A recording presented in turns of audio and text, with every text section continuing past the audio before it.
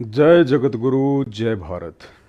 सत्साई भाई और बहनों, दया परमपिता परमेश्वर सतगुरु रामपाल जी परमेश्वर जी की, जिनके शुभ आशीर्वाद से आप और हम सभी सत्सेवक भाई बहन एक बार फिर से साध संगति के लिए Facebook page Pawan Das is live पर एक दूसरे के साथ रूबरू हैं। भाई और बहनों, बचपन में हम इतिहास पढ़ा करते थे। स्कूल में हमें इतिहास पढ़ाया जाता था और उस समय हम ये सोचा करते थे कि ये इतिहास आगे चल के हमारे क्या काम आएगा। दुनिया तो विज्ञान पढ़कर डॉक्टर बन गई, मैथ को पढ़कर सीए बन गए, कोई इंजीनियर बन गया, और हम लोगों को ये हिस्ट्री पढ़ाई जा रही है जिसमें अकबर ने वो युद्ध किया, महाराणा प्रताप ने वो युद्ध किया, उस राजा ने ये किया, उस राजा ने वो किया। तो अक्सर हम सोचा करते थे कि ये हिस्ट्री हमारे जीवन में क्या काम आएगी। लेकिन वर्षों बाद आज पता चल रहा है कि वो हिस्ट्री भी जीवन में काम आती है। वो इतिहास, वो हिस्ट्री हमें एक शिक्षा देती है कि जो गलती आज से पहले आपके बड़े बुजुर्गों ने की, बड़े बड़े महापुरुषों ने की, वो गलतियां वर्तमान में हम लोग अपने जीवन में ना दोहराएं। और यदि वैसी ही कोई परिस्थितियां हमारे सामने आके खड़ी हो रही हैं तो हमने उन परिस्थितियों का इतिहास से शिक्षा लेते हुए कैसे सामना करना है, कैसे हमने उन परिस्थितियों से लड़ना है, संघर्ष करना है, समाधान निकालना है। तो इतिहास भी जीवन में काम आता है। ठीक इसी प्रकार वर्तमान में आप और हम जितने भी परम पूज्य परमेश्वर सतगुरु रामपाल जी भगवान के भगत हैं, उनके शिष्य हैं, और सन 2014 बरवाला कांड के बाद से लाखों करोड़ों की संख्या में हम सभी भक्तों की ये परीक्षा चल रही है। हिसार की छोटी जेल में बैठ के सर्व सृष्टि को रचने वाला वो परमात्मा लीला करते हुए, क्योंकि उससे बड़ा कोई लीलाधर नहीं है, उसकी लीला को समझ पाना आम व्यक्ति के बस की बात नहीं है, ब्रह्मा विष्णु महेश के बस की बात नहीं है। स्वयं 21 ब्रह्मांड का स्वामी ज्योति निरंजन काल भी उस परमेश्वर की इस अद्भुत लीला को समझ नहीं पा रहा है।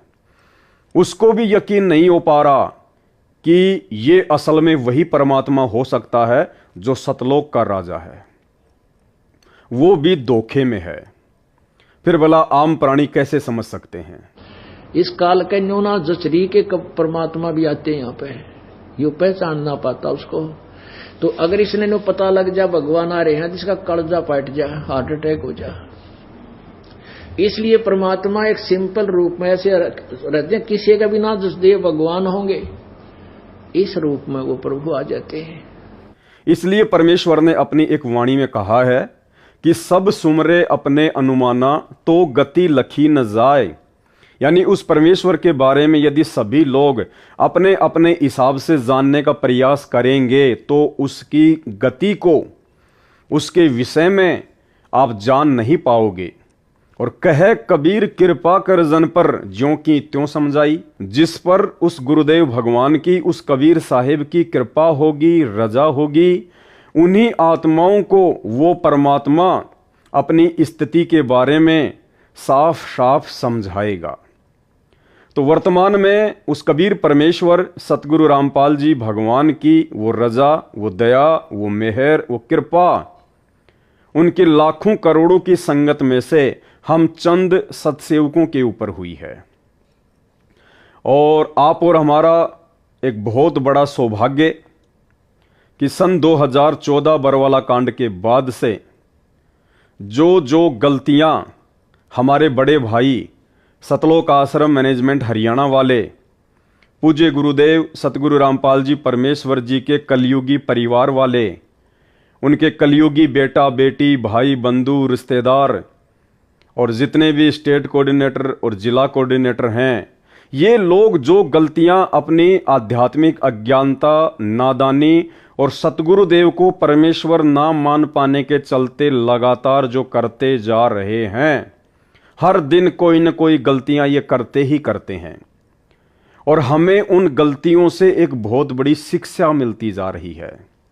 ये आप और हमारा सौभाग्य है बहुत बड़ा कि हम उन लोगों की गलतियों से कुछ समझ पा रहे हैं, हमें नित नई शिक्षाएं मिल रही हैं। सतलोक आश्रम मैनेजमेंट हरियाणा से जुड़ी हुई संगत जितना गलतियां कर करके नीचे गिरती जा रही है भक्ति मार्ग में, उनकी गलतियों से शिक्षा लेकर सतगुरु रामपाल जी परमेश्वर हम आत्माओं को उतना ही ऊपर उठा रहे हैं। हाल ही वर्तमान में सतलोक आश्रम मैनेजमेंट हरियाणा ने ऐसी ही एक गलती की है जिसको आपने सोशल मीडिया पर देखा होगा, और जो ट्विटर है वर्तमान में जिसका नाम एक्स हो गया है, उसके ऊपर आज से 2 दिन पहले इन्होंने एक प्रचार प्रसार किया और प्रचार प्रसार इन्होंने भारत देश के जितने भी न्यूज़ चैनल हैं, टीवी चैनल हैं, उन चैनलों के खिलाफ लाखों की संगत को सतगुरुदेव भगवान का आदेश बताकर इन्होंने एक मुहिम चलाई। और वो मुहिम क्या थी ये स्क्रीन पर आपके सामने है। आपको पता होगा इस व्यक्ति के बारे में। अभी कुछ ही दिन पहले उत्तर प्रदेश के हाथरस में एक सत्संग था भोले बाबा का, श्री नारायण साकार हरि जिनको कहते हैं, ये वही व्यक्ति हैं। और इनके सत्संग में लाखों की संख्या में भीड़ आ गई और इनके जाने के बाद कहा जाता है कि वहां पर भगदड़ मच गई, जिसमें सैकड़ों की संख्या में औरतें, बच्चे और बुजुर्ग व्यक्ति मारे गए और कई सैकड़ों की संख्या में लोग बुरी तरह से घायल हो गए। उसके बाद में मीडिया को तो मौका चाहिए, मीडिया को तो बहाना चाहिए। मीडिया तो 24 घंटे यही देखता रहता है कि कहां से क्या मसाला मिले, क्योंकि 24 घंटे उनको कुछ न कुछ अपने चैनल पर दिखाते रहना होता है। तो मीडिया को एक न्यूज़ मिल गई और मीडिया ने बहुत सारे बाबाओं का नाम, बहुत सारे संतों का नाम श्री साकार नारायण हरि के साथ में जोड़कर प्रचार प्रसार करना शुरू कर दिया। और उन्हीं बाबाओं में ये जितने भी बाबा आपको दिखाई दे रहे हैं, इन सभी बाबाओं के साथ में भारत देश के मीडिया ने, न्यूज़ चैनल वालों ने परम पूज्य परमेश्वर सतगुरु रामपाल जी भगवान का भी नाम शामिल कर दिया। और बहुत सारे अनर्गल आरोप, झूठे आरोप, बेबुनियादी आरोप भारतीय मीडिया ने परम पूज्य परमेश्वर सतगुरु रामपाल जी भगवान के ऊपर भी लगाए। उसके बाद जैसे ही इस बात का सतलोक आश्रम मैनेजमेंट हरियाणा वालों को पता चला कि हमारे गुरुदेव का नाम भी इन न्यूज़ चैनल वालों ने, मीडिया वालों ने अन्य नकली संतों के साथ में जोड़ दिया है और लगातार गुरुदेव के विषय में झूठी खबरें चलाई जा रही हैं, दिखाई जा रही हैं। उसके बाद सतलोक आश्रम मैनेजमेंट हरियाणा ने लाखों की संगत को एक फरमान पारित कर दिया। जितने भी लोग सोशल मीडिया से जुड़े हुए हैं, जो लोग सोशल मीडिया पर, फेसबुक पर, यूट्यूब पर, एक्स पर, ट्विटर पर, इंस्टाग्राम पर जो सेवा करते हैं, उन सभी के पास में एक मैसेज वायरल कर दिया कि हम आपको एक मटेरियल बना के भेज रहे हैं, हम आप लोगों को तरह तरह के पोस्टर बना के भेज रहे हैं। उन पोस्टर्स को आप लोगों ने ज़्यादा से ज़्यादा ट्विटर पर, एक्स पर, इंस्टाग्राम पर, यूट्यूब पर, फेसबुक पर शेयर करना है। और संगत तो संगत है बेचारी, संगत तो हमेशा से नादान ही रही है, हमेशा से भोली ही रही है। और यही कारण है 4 युग बीत चुके हैं, हमेशा स्वार्थी लोगों ने अपने स्वार्थ के लिए, अपनी मान बढ़ाई के लिए, अपने अहंकार के चलते, अपने धार्मिक धंधे के चलते उस भोली और नादान संगत का जमकर फायदा ही उठाया है। और वही फायदा वर्तमान में परम पूज्य परमेश्वर सतगुरु रामपाल जी के नाम की आड़ में उनके परिवार वाले, सतलोक आश्रम मैनेजमेंट हरियाणा वाले निरंतर उनके लाखों पढ़े लिखे भक्तों का उठा रहे हैं। भ्रष्ट मीडिया डूब मरो, गलत खबरें दिखाना बंद करो। संत रामपाल जी महाराज का शिष्य हूँ। ये जो आजकल जो भी भारत के अंदर जितने भी बाबा हैं, यौन शोषण के माध्यम से उनको उनके ऊपर कोई केस लगता है तो हमारे जगत गुरु तत्वदर्शी संत रामपाल जी महाराज का भी नाम उनमें ऐड किया जाता है। तो ये सरासर गलत है, क्योंकि लाखों करोड़ों अन्यायों के दिल के ऊपर ठेस पहुंच रही है। और नहीं तो कोई संत रामपाल जी महाराज के ऊपर आज दिन तक कोई एविडेंस है कि उनके ऊपर यौन शोषण का केस लगा हुआ है। वो जितने भी उनके ऊपर केस थे वो 22 बरी हो गए और 2 केस अभी और हैं, वो कोर्ट में विचाराधीन है। तो जितने भी अनुयायी हैं संत रामपाल जी महाराज के, वो आज लाखों अन्यायों के ऊपर आपने मीडिया के माध्यम से उनके दिल के ऊपर ठेस पहुंचाई है। और हम अभी तैयार हैं, हम कोर्ट में मानहानि का केस करेंगे आपके खिलाफ, और आप भी तैयार हो जाएं, क्योंकि संत रामपाल जी महाराज जगत के तारणहार हैं, उनके ऊपर कोई यौन शोषण का केस नहीं है।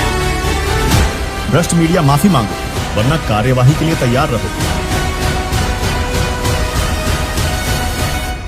क्योंकि भाई और बहनों, ये आस्था, श्रद्धा और भक्ति का खेल कुछ ऐसा ही होता है। कहते हैं धर्म नहीं ये धंधा है, यहां पढ़ा लिखा भी अंधा है। भक्ति मार्ग ऐसा ही है, इसमें आदमी की आंखें बहुत देर में जाके खुलती हैं, तब तक देर हो चुकी होती है।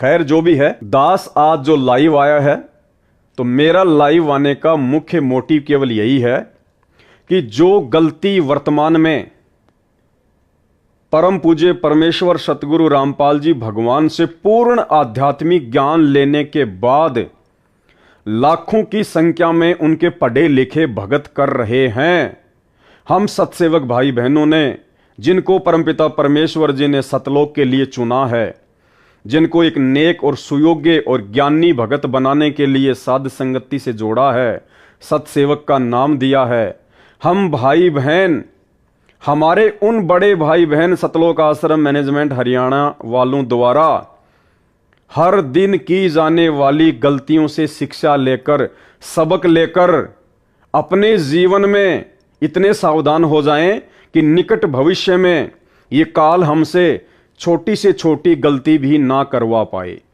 हमसे गुरुदेव भगवान की छोटी से छोटी मर्यादा भी ना टूटे, और हम इतने दृढ़ हो जाएं, हम इतने ज्ञानी हो जाएं कि परमेश्वर हमसे इतने प्रसन्न हो, गुरुदेव हमसे इतने प्रसन्न हो कि परमेश्वर हमारी सतलोक के लिए टिकट पक्की कर दें इसी जन्म में। तो इन लोगों ने मुख्य गलती क्या की है? देखिए, यदि आपके गुरु के बारे में, आपके परमेश्वर के बारे में यदि कोई उल्टा सीधा बोलेगा तो ठीक है, भगत का ये कर्तव्य बनता है, भगत का ये दायित्व बनता है कि उसको समझाए। अब बोलने को तो इस श्री नारायण साकार हरि के जो भगत हैं वो भी मीडिया के खिलाफ कुछ न कुछ वीडियो बनाए रहे हैं, कुछ न कुछ बातें आपस में बोल ही रहे हैं कि भाई हमारे गुरुदेव की गलती नहीं है, ये तो भीड़ की गलती है। हमारे गुरुजी ने तो साफ साफ मना कर दिया था कि जब भी आप सत्संग में आओ, आप जी बुजुर्गों को लेके मत आया करो, जो लोग ज़्यादा बीमार हैं उनको लेके मत आया करो, अपने छोटे छोटे बच्चों को लेके मत आया करो। तो इनकी एक शिष्या थी, उनका मैं एक वीडियो देख रहा था, तो इस प्रकार से वो बहन कह रही थी कि इसमें हमारे श्री नारायण साकार हरि प्रभु का कोई दोष नहीं है, हमारे प्रभु तो हमेशा भक्तों को सावधान करते हैं। उन्होंने तो पहले कह दिया था कि बच्चे, बुजुर्ग और बीमार व्यक्तियों को लेके मत आना।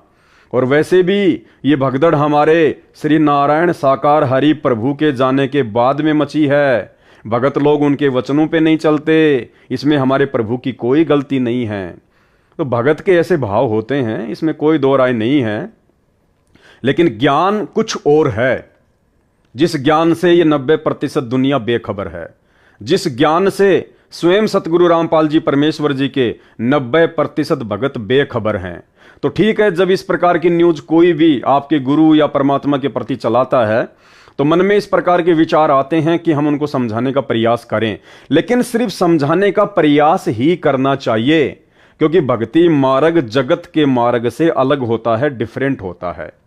भगत की कुछ मर्यादाएं होती हैं, भगत को जगत वालों से एक्स्ट्रा आध्यात्मिक ज्ञान होता है, उसके बाद भगत का बोलना चलना, भगत का रिएक्शन, भगत का हाव भाव दुनिया वालों से बहुत ज्यादा डिफरेंट हो जाता है। और वो दिखाई भी देना चाहिए, जब वो समय आता है, जब वो परिस्थितियां आता है, तो वो दिखाई भी देना चाहिए कि यदि आप भक्ति मार्ग से जुड़े हुए हैं तो आप में जगत वालों से कुछ डिफरेंट क्या है।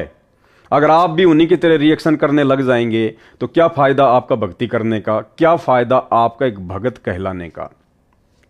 तो यहां पे सतलोक आश्रम मैनेजमेंट हरियाणा वालों ने, गुरुदेव भगवान के कलयुगी परिवार ने, और उस कलयुगी परिवार के पीछे, सतलोक आश्रमों के पीछे जुड़ी हुई 90% संगत ने थोड़ा सा अपने गुरुदेव भगवान के ज्ञान को आधार नहीं बनाया। और इन्होंने गलती क्या कर दी, जोश में होश खोकर अपने गुरुदेव के ज्ञान को आधार ना बनाकर इन्होंने सबसे बड़ी गलती यह कर दी कि माफी मांगो। इन्होंने सभी मीडिया चैनल वालों को कहा कि माफी मांगो कि आप लोगों ने सतगुरु रामपाल जी के विषय में, कि उनके ऊपर लड़कियों की छेड़ाछाड़ी का आरोप है, उनके ऊपर बलात्कार का आरोप है, उनके आश्रम में ये होता था वो होता था, सभी बाबा एक जैसे हैं, यानी जैसा भी मीडिया वालों ने दिखाया आप लोगों ने अच्छे से देखा होगा। और सतलोक आश्रम मैनेजमेंट हरियाणा ने फिर एक मुहिम छेड़ दी आनन फानन में। सभी भक्तों को फरमान जारी कर दिया कि हम आपको जो पोस्टर बना बना के भेज रहे हैं, आप इन पोस्टर्स को ज्यादा से ज्यादा वायरल करें, ज्यादा से ज्यादा शेयर करें, और जितने भी मीडिया चैनल वाले हैं उनके ऊपर हम दबाव बनाएं और उनको हम मजबूर करें अपनी उस गलती को सुधारने की, कि वो माफी मांगें। ये जो शब्द है भाई और बहनों, माफी मांगें, ये शब्द आध्यात्मिक क्षेत्र में जायज नहीं है। यदि आपको पूर्ण ज्ञान है, यदि आपके गुरु तत्वदर्शी संत हैं, और यदि आपको ऐसे परम संत से ज्ञान प्राप्त है, तो फिर उनके भक्तों का इस प्रकार से जगत के प्रति रिएक्शन नहीं होना चाहिए। दुनिया वालों से माफी मंगवाना, दुनिया वालों के ऊपर दबाव डालकर, प्रेशर डालकर उनसे माफी मंगवाना, ये तत्वदर्शी संत के भक्तों के लक्षण नहीं होते हैं। ये बातें दर्शाती हैं कि आज भी भले ही आपको 20 वर्ष हो गए हों, 15 वर्ष हो गए हों, 10 वर्ष हो गए हों, भले ही आपको प्रथम मंत्र प्राप्त हो, सतनाम प्राप्त हो या सारनाम प्राप्त हो, लेकिन अभी भी आप जी अपने गुरुदेव भगवान के ज्ञान को आधार नहीं बना पाए हैं। अभी आप एक योग्य, सुयोग्य और ज्ञानी भगत की लिस्ट में शामिल नहीं है। देखो, परमेश्वर ने हमें बहुत तरीकों से समझाया है कि भक्तों को कैसे रहना चाहिए, भक्तों का आचार विचार व्यवहार कैसा होना चाहिए। और दूसरी बात भाई और बहनों, आज सतलोक आश्रम मैनेजमेंट हरियाणा को, गुरुदेव के कलयुगी परिवार को इस बात को लेकर पेट में दर्द क्यों हो रहा है, इस बात को लेकर उनके अंदर जोश पैदा क्यों हो रहा है, जब मीडिया इस प्रकार की खबरें अन्य पाखंडी और नकली साधु संत महात्माओं के साथ जोड़कर सतगुरु रामपाल जी परमेश्वर जी के विषय में भी बता रही है। तो आज इन सतलोक आश्रमों से जुड़े हुए लोगों को दर्द क्यों हो रहा है? भाई, मीडिया को इस प्रकार की बातें कहने का मौका, मीडिया को परम पूज्य परमेश्वर सतगुरु रामपाल जी भगवान के खिलाफ इस प्रकार की झूठी न्यूज चलाने का मौका भी तो आप लोगों ने दिया है। अरे 2014 बरवाला कांड याद है या भूल गए? किसने करवाया था? किसकी मनमानियों से हुआ? आप लोगों ने भी तो उस समय वही हरकतें की थी, जो हरकतें इन नकली बाबाओं की संगत के द्वारा करने के कारण आज मीडिया वालों को इस प्रकार की न्यूज चलाने का मौका मिल रहा है। बल्कि आप तत्वज्ञानी भक्तों ने तो 2 कदम आगे बढ़ के कुकर्म किए थे। ये श्री नारायण साकार हरि के भगत, इन भक्तों ने कम से कम प्रशासन के साथ में लड़ाई झगड़ा तो नहीं किया। इन लोगों ने स्पेशल कोई काले कपड़े पहन के, काले कमांडो बन के प्रशासन के साथ में मारपीट तो नहीं की। ये तो खाली इनके गुरुदेव के जाने के बाद उनकी गाड़ी के पीछे दौड़ रहे थे और उसके बाद में भगदड़ मच गई और काफी लोगों की मृत्यु हो गई। लेकिन आप लोगों ने सन 2014 बरवाला कांड में जो स्वयं किया और लाखों की नादान संगत से करवाया, गुरुदेव का आदेश बताकर, अरे उस कुक्रम के आगे इन बाबाओं की संगत के कुक्रम तो कुछ भी नहीं है। फिर तुम्हारे पेट में दर्द क्यों हो रहा भाई? किसने अपनी मनमानी की बरवाला कांड में? क्या किसी भी व्यक्ति ने सन 2014 के बरवाला कांड में परम पूज्य सतगुरु रामपाल जी के मुख से ये सुना कि बच्चों में हिसार कोर्ट की तारीख पे नहीं जाना चाहता, बच्चों में चंडीगढ़ की तारीख पर नहीं जाना चाहता, और ये जो पुलिस आ रही है, जो प्रशासन के आदेश से, जुडिशरी के आदेश से, तुम इस पुलिस को आश्रम में मत आने देना, ढाल बन के खड़े हो जाओ, काले कपड़े पहन लो, कमांडो बन जाओ, बंदूकें, लठ और पेट्रोल बम तैयार कर लो, मर जाओ या मार दो, लेकिन पुलिस अंदर नहीं आनी चाहिए। क्या किसी भी भगत ने एक भी शब्द, एक भी स्टेटमेंट अपने गुरुदेव के मुख से इस प्रकार का सुना? तो भाई फिर किसके कहने पर वो नादान संगत, वो भोली संगत काले कमांडो बन गए, व्हाइट कमांडो बन गए, मरने मारने को तैयार हो गए, हाथों में 6-6 फुट के लठ पकड़ लिए, पेट्रोल बम तैयार कर लिए, छोटे छोटे ईंट और पत्थर के टुकड़े आश्रम की छत पे जमा कर लिए, और जैसे ही दिन के 12 बजे 18 नवंबर 2014 को पुलिस वालों के ऊपर आक्रमण कर दिया, उनके ऊपर डंडे बरसाने शुरू कर दिए, पत्थर फेंकने शुरू कर दिए। जवाबी कार्यवाही में पुलिस ने भी अपना एक्शन ले लिया, जिसमें हमारे भी तो 5 भगत और एक बच्चे की मौत हो गई थी। अरे हमारे आश्रम के आगे भी तो उसी प्रकार से मौत हुई थी भगदड़ मचने के कारण, जिस प्रकार से उत्तर प्रदेश के हाथरस में श्री नारायण साकार हरि के सत्संग में उनके भक्तों की मौत हो गई।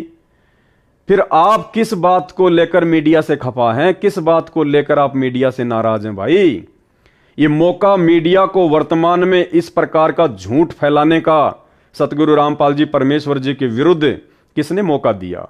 आप भक्तों ने तो मौका दिया, आप बड़े बड़े कोऑर्डिनेटरों ने तो मौका दिया, आप गुरुदेव के भाई ने तो मौका दिया, आप गुरुदेव के बेटा बेटियों ने, उनके परिवार वालों ने, रिश्तेदारों ने तो मौका दिया। तो भाई फिर पेट में दर्द किस बात का? सहन करो फिर, और अपनी गलतियों को नजरअंदाज क्यों कर रहे हो? और फिर से तुम वही गलतियां वर्तमान में लाखों की नादान और भोली संगत को मोहरा बनाकर करवाने जा रहे हो। भाई और बहनों, जिस प्रकार इन लोगों ने, सतलोक आश्रम वालों ने संगत, पैसा और पावर के बलबूते पर 2014 में अपनी मनमानी हरकतें करते हुए गुरुदेव के ज्ञान, सत्संग और शिक्षाओं के विरुद्ध मनमाना आचरण करते हुए लाखों की संगत को गुरुदेव का वचन तुड़वाकर प्रशासन के सामने मरने मारने के लिए खड़ा कर दिया था, वही गलतियां आज 10 साल के बाद ये लोग फिर से संगत से करवा रहे हैं। कुछ नहीं बदला इन लोगों का, जरा भी चेंज नहीं हुआ इन लोगों में, क्योंकि परमेश्वर अपने सत्संगों में भाई और बहनों हमें बहुत तरह से समझाते हैं कि काल का जीव कौन होता है और सतगुरु का जीव कौन होता है। परमेश्वर ने हमें बताया कि कोटि वर्ष करो संगत संतों की, और पत्थर का जल में क्या भीजे, एक चंदन बन में रंग ला दे, बांस बिटंबी ना सीजे। जिस प्रकार पत्थर को यदि आप 1 करोड़ वर्ष तक भी जल में भिगो के रखो, जल में डाल के रखो, और 1 करोड़ वर्ष बाद भी यदि उसको बाहर निकालकर आपस में रगड़ो, वो चिंगारी ही पैदा करेगा। जबकि गुरुदेव ने बताया कि जल का स्वभाव होता है निर्मल करना। पानी तो हर चीज को मुलायम कर देता है, नॉर्मल कर देता है, निर्मल कर देता है, लेकिन पत्थर के ऊपर उस जल का भी कोई असर नहीं होता। इसी प्रकार जो काल के जीव होते हैं, जो काल के प्राणी होते हैं, जो भक्ति के अधिकारी जीव नहीं होते हैं, उनके ऊपर सतगुरु के वचनों का, सतगुरु के ज्ञान का, सतगुरु की शिक्षाओं का कोई असर नहीं होता है। वो आत्मा चाहे 1 करोड़ वर्ष भी उस संत की संगत करें, उसके चरणों में रहें, तो भी उनके ऊपर ज्ञान का कोई असर नहीं होता है। फिर परमेश्वर ने बताया कि जैसे सर्प चंदन लिपटाई, तन भया शीतल पर विष नहीं जाई। जैसे सांप होता है, चंदन के जो जंगल होते हैं वहां पे सांप पाए जाते हैं ज्यादा, क्योंकि चंदन का पेड़ जो होता है वो ठंड देता है, ठंडक होती है उसमें, और सांप के अंदर, सर्प के अंदर अपनी गर्मी बहुत ज्यादा होती है, और ठंड प्राप्त करने के लिए वो सांप चंदन के पेड़ के चारों तरफ लिपट जाता है, बिल्कुल शांत दिखाई देता है, साधु दिखाई देता है। और परमेश्वर कहते हैं उसको जरा सा यदि आप छेड़ दो, तुरंत फन उठा के खड़ा हो जाएगा, तुरंत। तो परमेश्वर ने उस सांप की तुलना काल के जीव के साथ की है कि जैसे सर्प चंदन लिपटाई, तन भया शीतल पर विष नहीं जाई। वो शरीर तो शीतलता महसूस कर रहा है लेकिन उसके अंदर का जहर नहीं गया। तो इसी प्रकार जो संत होते हैं, जो तत्वदर्शी संत होते हैं, वो चंदन के पेड़ की तरह होते हैं। उनका काम होता है शीतलता देना। और जो काल के जीव होते हैं वो होते हैं उस सांप की तरह, सर्प की तरह। वो उस संत के चरणों में रहकर, संत के समीप रहकर, संत से शिक्षा और दीक्षा लेकर भी जब तक वो संत के पास रहेंगे तब तक तो वो भगत दिखाई देंगे, सांप की तरह शीतल दिखाई देंगे। और जब वो विषम परिस्थितियां कभी उसके सामने पैदा होती हैं, उस समय वो अपना असली रंग, अपना असली रूप दिखा देता है, अपना असली मनमाना आचरण दिखा देता है। तो ये हाल वर्तमान में सतलोक आश्रम मैनेजमेंट हरियाणा और उनसे जुड़ी हुई लाखों की संख्या में नादान संगत की हो रही है। ये लोग इस प्रकार की घटनाओं को अंजाम देकर ये साबित कर देते हैं कि हमने अभी तक सतगुरु रामपाल जी परमेश्वर जी के ज्ञान को 1% भी नहीं समझा है। और अब भी आपकी आंखें नहीं खुलेंगी और आपकी प्रेरणा नहीं बनेगी तो फिर इंसान नहीं, पत्थर हो तुम, पत्थर। कोटि वर्ष करे संगत संतों की, पत्थर का दिल में क्या बीजे, चंदन बन में रंग ला दे, एक बांस बिटन भी ना सींचे। पत्थर को जल में डाल दे, कितने गहरे जल में डाल दे, कितने दिन डाले रखे, उसका कोई असर जल का नहीं होता। नहीं, जल से तो नरम होता है पदार्थ, बाहर निकालते उसको घिसा दे दूसरे पत्थर से, जो का तो चिंगारी निकलेंगे। तो पत्थर जैसे प्राणियों को किसी चीज का असर नहीं होता। ये अमृत वाणी उन पुण्यात्माओं को झंझोड़ कर रख देंगी जिनकी आंखें काल में अज्ञान से बंद कर रखी। तो ये संतों के लक्षण नहीं होते हैं। माफी मंगवाना ये भगतों के लक्षण नहीं होते हैं। भगत हमेशा आधीन होता है, भगत हमेशा झुक के चलता है, भगत हमेशा विनम्र होता है। यदि फिर भी कोई आपके गुरुदेव के बारे में इस प्रकार की अनर्गल बातें करता है, चाहे वो मीडिया हो चाहे कोई आम व्यक्ति हो, तो भगत का ये दायित्व बनता है, भगत का ये कर्तव्य है कि भगत उसको प्यार प्रेम से समझाए कि भाई देखो, आप जिस प्रकार की बातें कर रहे हैं ऐसा कुछ भी नहीं है। हम सतगुरु रामपाल जी परमेश्वर जी के शिष्य हैं, हम उनसे जुड़े हुए हैं, हकीकत कुछ और है जिससे आप लोग अपरिचित हो। तो आप लोग इस प्रकार की झूठ हमारे गुरुदेव भगवान के खिलाफ ना फैलाएं और जो सत्य है आप उसको जानने का प्रयास करें। उसके बाद भी यदि वो लोग आपकी बातों को नहीं मानते हैं तो भी परमेश्वर हमें यही शिक्षा देते हैं कि आपने फिर उसके साथ में जोर जबरदस्ती नहीं करनी है, आपने उसके ऊपर किसी प्रकार का कोई प्रेशर नहीं डालना है। लेकिन यहां पे आप देखेंगे साफ साफ सतगुरु रामपाल जी परमेश्वर जी की मर्यादाओं के खिलाफ, गुरुदेव भगवान की मर्यादाओं के खिलाफ सभी न्यूज चैनलों के प्रति सोशल मीडिया पर जमकर इस प्रकार के पोस्टर लाखों की संगत से वायरल करवाए गए हैं और समाज में यह संदेश दे दिया गया है सतलोक आश्रम मैनेजमेंट हरियाणा के द्वारा कि भैया हमसे बच के रहना, हम कोई भगत वगत नहीं है, हम कोई ज्ञानी वानी नहीं है। ध्यान रखना, यदि हमारे गुरुजी के खिलाफ कुछ भी बोल दिया तो तुम्हारी खैर नहीं है। अगर सीधी उंगली से घी नहीं निकलेगा तो हम टेढ़ी उंगली करना भी जानते हैं। यानी इनमें भगत और भक्ति का कोई लक्षण नहीं है। गुरुदेव ने बताया कि जिस प्रकार बरसात के समय में छोटे मोटे नदी नाले जमकर और फ्लो होकर बहते हैं, जमकर, लेकिन वास्तव में नदी तो उसे कहा जाएगा, सरिता तो उसे कहा जाएगा जो बरसात के सीजन के बावजूद जब जेठ का महीना आता है, गर्मी का महीना आता है, जिस समय हर जगह पानी सूख जाता है, उस समय यदि उस नदी में, उस नाले में लगातार पानी बह रहा है तो वास्तव में वो नदी है। वो बरसाती नदी नहीं है, वो वास्तव में नदी है जिसमें 12 महीने पानी बहता रहता है।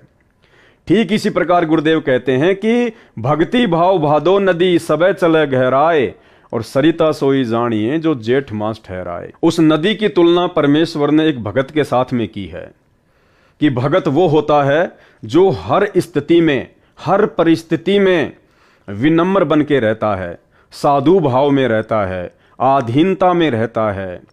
चाहे उसके ऊपर कितना ही कोई प्रेशर आए, चाहे लोग कितना ही उसको जोश दिलाएं, चाहे लोग कितना ही उसके विषय में गलत कहें या उसके गुरु के विषय में कुछ जो है वो गलत कहें या उस भगत का जो है कुछ बुरा करना चाहें, ऐसी परिस्थिति में भी यदि वो व्यक्ति शांत है, अपने गुरुदेव को ज्ञान को आधार बनाकर चलता है कि कहने दे, इनके कहने से क्या होगा, हमें पता है कि हम क्या हैं और हमारे गुरुदेव भगवान क्या हैं, इन लोगों के भोंकने से क्या होगा, ऐसे ही भोंक भोंक के रह जाएंगे। जैसे कुत्ता अपनी खुद की परछाई शीशे में देखकर भोंक भोंक कर परेशान हो जाता है, तो इसी प्रकार ये नादान दुनिया वाले, आध्यात्मिक ज्ञान से अपरिचित लोग, सतगुरु की भक्ति से अपरिचित लोग इसी प्रकार से भोंक भोंक के रह जाएंगे। हम सही, हमारे गुरुदेव भगवान सही, कोई दाग नहीं है किसी प्रकार का। तो मीडिया के भोंकने से, दुनिया वालों के भोंकने से ना तो हमारे ऊपर कोई फर्क पड़ेगा, ना हमारे गुरुदेव भगवान के ऊपर कोई फर्क पड़ेगा। और उन बातों को हमने हल्के में, मजाक में टाल देना चाहिए। उसको कहते हैं भगत। और जो व्यक्ति उन बातों को अपने दिल पे ले ले, अपने अंदर जोश पैदा कर ले, दूसरे के प्रति राग द्वेष ईर्ष्या और नफरत पैदा कर ले, जिस प्रकार से सतलोक आश्रम मैनेजमेंट हरियाणा वालों के द्वारा ये इस प्रकार की न्यूज वगैरह को देखकर सभी मीडिया चैनल वालों से माफी मंगवाने के लिए दबाव डाल रहे हैं, उनको प्रेशराइज कर रहे हैं, संगत को इस कुकर्म में लगा दिया, संगत का अनमोल समय और संवासे बर्बाद करवाने में सोशल मीडिया पर लग गए। तो भाई ये सतगुरु के भक्तों के लक्षण नहीं हैं। तो भाई और बहनों, हम जितने भी साथ संगति से जुड़े हुए सत्सेवक भाई बहन हैं, हम भाई बहनों ने इन बातों पर विचार करना है। ये दास कोई ऐसे लाइव नहीं आता है फालतू में, टाइम पास के लिए नहीं आता, कोई पब्लिसिटी या पैसे कमाने के लिए मैं लाइव नहीं आता हूं। गुरुदेव भगवान जब दास को प्रेरणा करते हैं, ऐसा कोई टॉपिक जब मेरे सामने आता है, तब दास लाइव आता है। और लाइव आने का एक ही मकसद होता है कि हमें कुछ नया सीखने को मिले, हमें कुछ शिक्षा मिले, क्योंकि हम लोग वर्तमान में विद्यार्थी हैं, स्टूडेंट हैं, और हम लोगों को कुछ न कुछ अच्छा जीवन में, भक्ति मार्ग में सीखते रहना चाहिए। तो ये परमेश्वर जी की बहुत बड़ी दया, बहुत बड़ी मेहर, वर्तमान में परमात्मा ने अपनी संगत में ऐसी परिस्थितियां पैदा कर दी हैं, जिन परिस्थितियों के मद्देनजर केवल आप और हम सत्सेवक भाई बहन ही गुरुदेव के ज्ञान को आधार बनाकर किन्हीं घटनाओं पर निष्कर्ष निकाल सकते हैं। अन्यथा जिन घटनाओं को लेकर दास लाइव आया है, आप सत्सेवक भाई बहन भी इस बात से भली भांति परिचित हैं कि जो वर्तमान में सोशल मीडिया पर न्यूज चैनल वालों के खिलाफ जिस प्रकार से माफी मंगवाने की ये पोस्ट वगैरह वायरल की जा रही है, ये ज्ञान आधार से उचित नहीं है। आप भी अच्छी प्रकार से इन बातों को जानते हैं। लेकिन वो लोग जो हमारे ही भगत भाई बहन हैं, उनको भी गुरुदेव भगवान ने उसी आश्रम में बैठा के ज्ञान दिया, वही नाम दिया, वही उनको सत्संग सिखाए, अलग से कोई जो है कोचिंग वगैरह ना हमें दी ना उनको दी। फिर वो लाखों की, करोड़ों की भीड़ भला गुरुदेव के ज्ञान को आधार बनाकर इन बातों पर विचार क्यों नहीं कर पा रही? क्यों वो किसी के मनमाने आचरण को अपने ऊपर धारण करके समाज में फैलाने लग जाते हैं? जैसा कि सतलोक आश्रम मैनेजमेंट हरियाणा के द्वारा सभी न्यूज चैनलों के खिलाफ इस प्रकार से माफी मांगे ये न्यूज वगैरह फैलाई जा रही है, ये पोस्ट वगैरह वायरल की जा रही है। तो हम सत्सेवक भाई बहनों ने बहुत ही सावधान होकर एक एक कदम सोच समझकर इस भक्ति मार्ग में आगे रखना है।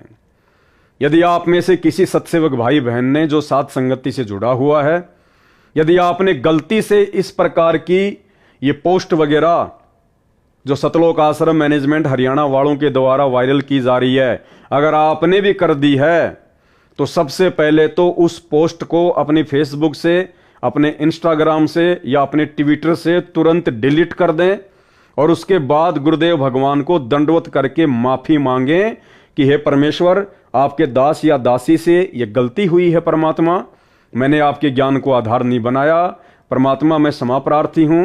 हे परमेश्वर, आप तो शब्द स्वरूपी राम हैं, आप तो परमेश्वर हैं, परमात्मा हैं, भला आपके दामन पर कौन बदनामी के छींटे लगा सकता है और कैसे लग सकते हैं? आप तो उस कमल के फूल की भांति हैं परमेश्वर, गुरुदेव भगवान, जिस कमल के पत्तों के ऊपर कीचड़ कभी ठहर ही नहीं सकता। तो इसी प्रकार परमेश्वर, आपके ऊपर ये आप ही के बच्चे, ये मीडिया वाले भी तो परमात्मा के ही बच्चे हैं, ये भी तो उसी सतगुरु की आत्माएं हैं। ठीक है, वर्तमान में उनको ज्ञान नहीं है, उनको परमेश्वर की स्थिति का आभास नहीं है, आप और हमारा सौभाग्य जो गुरुदेव ने शरण में ले लिया, ज्ञान दे दिया, हम पहचान गए। हैं तो वो भी मालिक के बच्चे, हैं तो वो भी गुरुदेव भगवान की आत्माएं, तो वो वर्तमान में उनको पहचान नहीं पा रही, उनको समझ नहीं पा रही, और वो वर्तमान में अपने बाप के ऊपर इस प्रकार से बदनामी के छींटे डाल रहे हैं। लेकिन बाप तो बाप है, कोई सामान्य व्यक्ति तो है नहीं, कोई सामान्य संत तो है नहीं, ये तो सर्व सृष्टि रचनहार कुल मालिक असंख्य ब्रह्मांडों का स्वामी है। तो इनके ऊपर ना तो किसी राजनीतिक पार्टी के द्वारा फेंके गए कीचड़ का दाग लगता है, ना किसी न्यूज चैनल के द्वारा फेंके गए कीचड़ का दाग लगता है। ये तो शुद्ध है, पाक है, पवित्र है, निर्विकार है, निर्लेपम परमात्मा है। तो हम सत्सेवक भाई बहनों ने वर्तमान में जो गुरुदेव ने हमें एक मौका दे रखा है, और ये मौका भाई और बहनों ज्यादा समय तक नहीं मिलेगा। जब तक गुरुदेव भगवान हिसार जेल से अपनी लीला पूरी करके, अपने मिशन को पूरा करके हम भक्तों के बीच में नहीं आ जाते हैं, तब तक का ही समय है कि हम अपने आप को भगत बना लें। अपने अंदर जो भी कमजोरियां हैं, सामाजिक, व्यवहारिक या आध्यात्मिक, सब प्रकार की कमजोरियों को हम दूर कर लें और एक भगत बन जाएं, ताकि परमेश्वर हमसे प्रसन्न हो। तो ये गलतियां हम सत्सेवक भाई बहनों ने बिल्कुल भी नहीं करनी है। अब इन लोगों ने क्या किया भाई और बहनों, आज से लगभग 2 या 3 साल पहले भी इसी प्रकार से मीडिया वालों ने परम पूज्य सतगुरु रामपाल जी परमेश्वर जी के खिलाफ झूठी खबरें दिखाई थी अपने चैनलों पर। और उस समय भी इन सतलोक आश्रम मैनेजमेंट हरियाणा वालों ने, इन कोऑर्डिनेटर लोगों ने, गुरुदेव के बेटा बेटी, भाई बंधु, रिश्तेदारों ने इसी प्रकार से अपनी अज्ञानता और आध्यात्मिक ज्ञानहीनता का परिचय देते हुए लाखों की संगत को इकट्ठा किया। और दिल्ली के नोएडा में जिस न्यूज चैनल ने यह खबर चलाई थी संत रामपाल जी के खिलाफ, इन्होंने संगत को बसों में भर भर के उन मीडिया चैनल वालों के ऑफिस के आगे जमा कर दिया। उनके ऊपर दबाव बनाया कि आपने ये गलत किया, आपने ये गलत किया, माफी मांगो, माफी मांगो, माफी मांगो, जो कि सतगुरु रामपाल जी के ज्ञान और शिक्षाओं के बिल्कुल खिलाफ है। तो उस समय इन्होंने ऐसा किया, जिसमें कुछ न्यूज़पेपर भी शामिल थे, कुछ टीवी चैनल भी शामिल थे। तो ऐसे ही एक ये राजस्थान का अखबार था दैनिक भास्कर, इन्होंने भी संत रामपाल जी के खिलाफ यौन शोषण से संबंधित ऐसी झूठी खबर फैलाई थी। और इन लोगों ने संगत को इकट्ठा करके उनके ऑफिस के आगे खड़ा कर दिया, उनके ऊपर दबाव बनाया। तो मीडिया का क्या काम है भाई और बहनों, मीडिया ने दूसरे दिन ये वाली न्यूज वापस निकाल दी। रामपाल पर नहीं है दुष्कर्म के आरोप। आसाराम प्रकरण के दौरान 26 अप्रैल को भास्कर में प्रकाशित दुष्कर्म, सेक्स रैकेट और गलत काम के मामले में रामपाल का नाम भी प्रकाशित हुआ है। रामपाल के खिलाफ दुराचार और सेक्स रैकेट के आरोप नहीं है। भूलवश रामपाल को लेकर समाचार प्रकाशित हो गए। भास्कर का उद्देश्य कभी भी किसी अनुयायी की धार्मिक भावनाओं को आहत करना नहीं रहा है। तो जब इन्होंने दबाव बनाया तो न्यूज चैनल वालों ने इस प्रकार की छोटी सी न्यूज अपने अखबार के कोने में डाल दी और ये लोग खुश हो गए, ये लोग खुश हो गए। हाँ, कि अब हमारे गुरुजी बिल्कुल पाक साफ हैं, अब हमारे गुरुजी के ऊपर ऐसा कोई आरोप नहीं है। अब हमें विश्वास हो गया कि हमारे गुरुजी कभी ऐसा गलत काम नहीं कर सकते। बताइए, जब तक मीडिया ने अपनी गलती नहीं मांगी तब तक तो इन सतलोक आश्रम से जुड़े हुए भक्तों को यह लग रहा था कि हमारे गुरुजी गलत हैं, हमारे गुरुजी ने गलत काम किए होंगे, तभी तो मीडिया में आया। तभी तो मीडिया की उस न्यूज को देखकर ये लाखों की संगत नाराज हो गई, लाखों की संगत के मन में दोष पैदा हो गया। और जैसे ही मीडिया ने अपनी गलती मांगी तो ये प्रसन्न हो गए, ये खुश हो गए कि अब हमारे गुरुजी बिल्कुल पाक साफ हैं। तो भाई और बहनों, ये नादानी है, इन नादानियों से हमने बाहर निकलना पड़ेगा, अन्यथा ये मौका, ये समय हाथ से निकल जाने के बाद हमें दोबारा नहीं मिलेगा। सतगुरु रामपाल जी परमेश्वर जी ने खुद को हम भक्तों से दूर करके शारीरिक तौर पर ये वर्तमान का जो समय हमें दिया है ना, ये हम भक्तों को स्वयं उनके ज्ञान को आधार बनाकर चिंतन मनन करने के लिए दिया है, सोचने और समझने के लिए दिया है, गुरुदेव के ज्ञान का निष्कर्ष निकालकर अपने जीवन में लागू करने के लिए दिया है। हम एक नेक और अच्छे भगत बन सकें, हम अपने गुरुदेव की पहचान कर सकें, इसलिए गुरुदेव ने हमें यह समय दिया है। ये उनके मिशन का एक अंग है, उनकी लीला का एक हिस्सा है। और इसको उनकी रजा के बिना हर कोई भगत भाई बहन नहीं समझ सकते। तो भाई और बहनों, इसी प्रकार गुरु को मानुष मानने वाला प्राणी, गुरु को अपने जैसा एक मनुष्य, एक आम व्यक्ति, एक आम संत मानने वाला व्यक्ति, भगत प्राणी, वो हमेशा दुविधा में भी रहता है और वो धोखे में भी रहता है। जिस प्रकार से ये सतलोक आश्रम मैनेजमेंट हरियाणा वाले गुरु को मानुष मानने के चलते धोखे में भी हैं और दुविधा में भी हैं, और आज इस लाखों की संगत की स्थिति बिना पैंदे के लोटे की तरह हो रही है। 2014 बरवाला कांड के बाद से हम सभी सत्सेवक भाई बहन देखते ही आ रहे हैं किस प्रकार से संगत का आर्थिक और शारीरिक दोहन किया गया है, शोषण किया गया है। सबसे पहले तो बरवाला कांड में किया गया गुरुदेव के कलयुगी परिवार के द्वारा, इन्हीं कोऑर्डिनेटरों के द्वारा अपना मनमाना आचरण भक्तों के ऊपर थोक दिया। नाम गुरुजी का, लठ ले लो हाथों में, पेट्रोल बम तैयार कर लो, ये बंदूकें पकड़ लो, मरने मारने के लिए तैयार हो जाओ, काले कपड़े पहन के कमांडो बन जाओ, मरेंगे मार देंगे लेकिन पुलिस को आश्रम में नहीं आने देंगे। और हर आदेश के पीछे नाम जोड़ दिया, गुरुजी का आदेश है, गुरुजी का आदेश है। अब हम नादान भगत भाई बहन इस काल के षड्यंत्र को समझ नहीं पाए, क्योंकि परमेश्वर कहते हैं कि जब तक हंसा हमरी आना और काल लगे ना तेरा बाणा, जब तक मेरा भगत मेरी मर्यादा में रहेगा काल तेरा दाव नहीं लग सकता। लेकिन उस समय परमात्मा के, सतगुरुदेव भगवान के सतलोक आश्रम में बैठे होने के बावजूद भी काल का दाव लग गया, और काल ने उन्हीं भक्तों को अपना मोहरा बनाया, अपना एजेंट बनाया, जिन्हें हम सतगुरुदेव के भाई बंधुओं के नाम से जानते हैं, उनके बेटा बेटी के नाम से जानते हैं, उनके रिश्तेदारों के नाम से जानते हैं, चंद कोऑर्डिनेटरों के नाम से जानते हैं। इन सब लोगों की पहले से ही मर्यादा टूटी हुई थी, क्योंकि ये गुरु को मानुष मानते थे और आश्रम में गुरु की शिक्षाओं पे कम और गुरुदेव के छोटे भाई महेंद्र की शिक्षाओं पर ज्यादा चलते थे, मनमाना आचरण करने में ज्यादा यकीन रखते थे, जिस कारण से काल का दाव लगा, काल को एक मौका मिला। और गुरुदेव भगवान ने भी ये देखना था, ये चेक करना था कि सन 1994 से 2014 तक मैंने इतना ज्ञान दे दिया, मैंने इतना इनको समझा दिया, इनकी बुद्धि में थोड़ा बहुत कुछ समाया भी है या नहीं है, ये अपने गुरु को जान पा रहे हैं, पहचान पा रहे हैं, या खाली देखा देखी में आ रहे हैं। सत्संग के नाम पे आ गए, खाए पिए नहाए धोए सोए और चल दिए, इस कान से सुने इस कान से निकाल दिए। ये मेरे सत्संगों पर कुछ विचार भी करते हैं या नहीं करते हैं?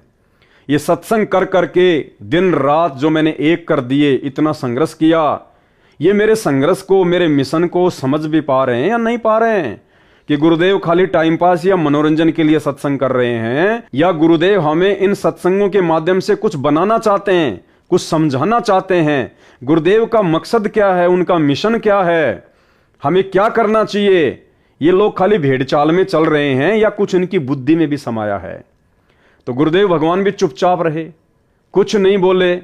परमात्मा ने भी भीड़ को छांटना था, क्योंकि देखो जहां गुरु और शिष्य परंपरा आ जाती है वहां पर परीक्षा होती होती है, कोई दो राय नहीं है। और इस परीक्षा से लीला करते हुए वर्षों पहले सतगुरु रामपाल जी को भी गुजरना पड़ा था, क्योंकि उन्होंने भी तो एक भगत की भूमिका की। 17 फरवरी 1988 को अपने मुंह बोले गुरुदेव आदरणीय राम देवानंद जी से उन्होंने नाम दीक्षा ली। जैसा कि 650 साल पहले इसी परमपिता परमेश्वर सतगुरु रामपाल जी ने कबीर नाम से आकर काशी के बनारस में और पंडित रामानंद जी से नाम दीक्षा ली थी, उनको अपना मुंह बोला गुरु बनाया था। दुनिया की नजरों में तो कबीर जी रामानंद जी के शिष्य थे, और रामानंद जी की नजरों में कबीर जी रामानंद जी के गुरु थे। तो ठीक वही लीला भाई और बहनों, क्योंकि परमात्मा तो वही है, साहिब तो वही है, वही कबीर परमात्मा वर्तमान में है, सतगुरु रामपाल जी के रूप में है। तो जाहिर सी बात है लीलाएं भी वही होनी है। क्योंकि जगत गुरु कौन होता है? जगत गुरु उसे कहते हैं जो पूरे जगत को ज्ञान दे, जिसके समान ज्ञान पूरे जगत में किसी को ना हो, उसको कहते हैं जगत गुरु। और यदि किसी को लगता है कि संत रामपाल जी ने तो 17 फरवरी 1988 को और आदरणीय राम देवानंद जी महाराज जी से नाम उपदेश लेकर उनसे ज्ञान ग्रहण किया है, और उसके बाद 1994 से वो नाम दीक्षा देने लग गए।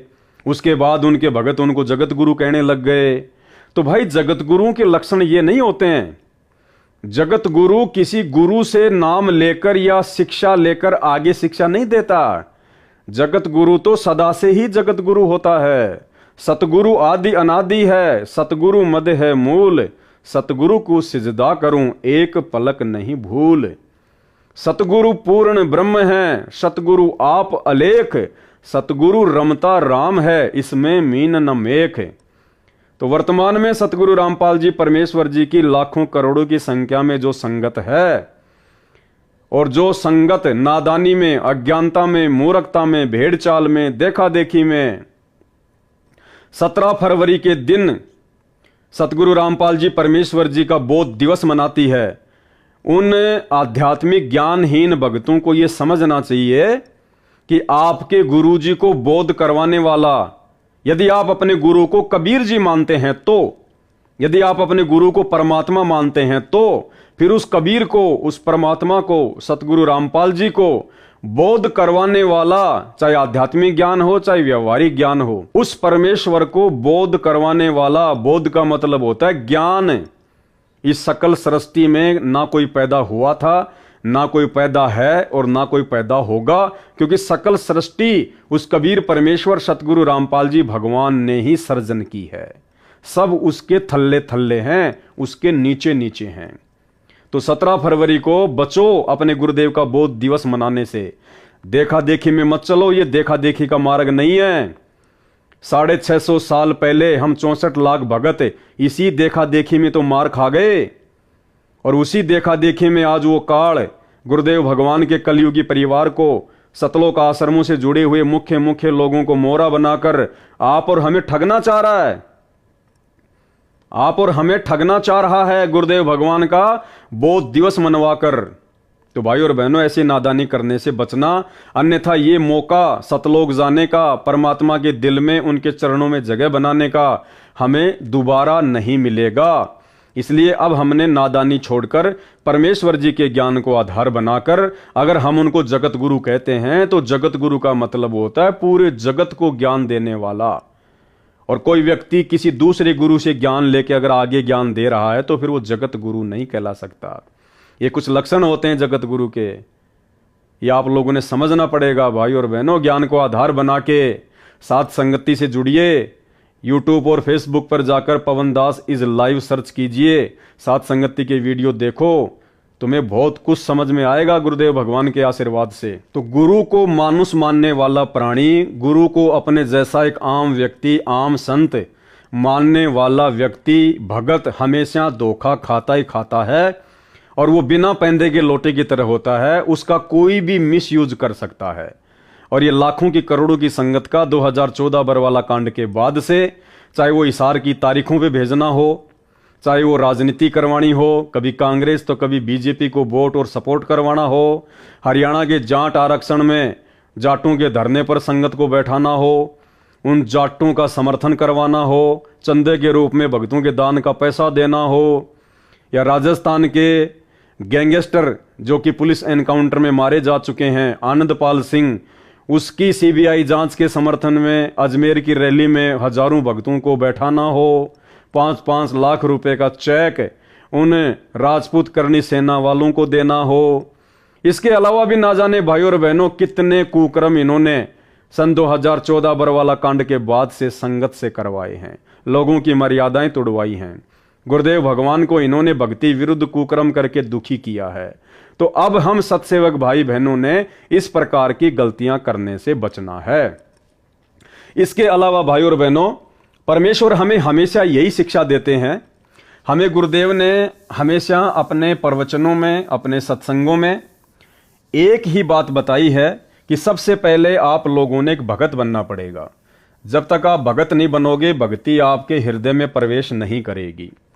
और परमेश्वर ने भगत का सबसे पहला लक्षण बताया आधीनता। आधीनी के पास है पूर्ण ब्रह्म दयाल, और मान बड़ाई मारियो बेअदबी सिरकाल। जो भगत आधीन होगा, जो भगत ज्ञान से परिपूर्ण होगा, विनम्र होगा, कहते हैं उसके पास में परमात्मा रहता है, आधीनी के पास है पूर्ण ब्रह्म दयाल।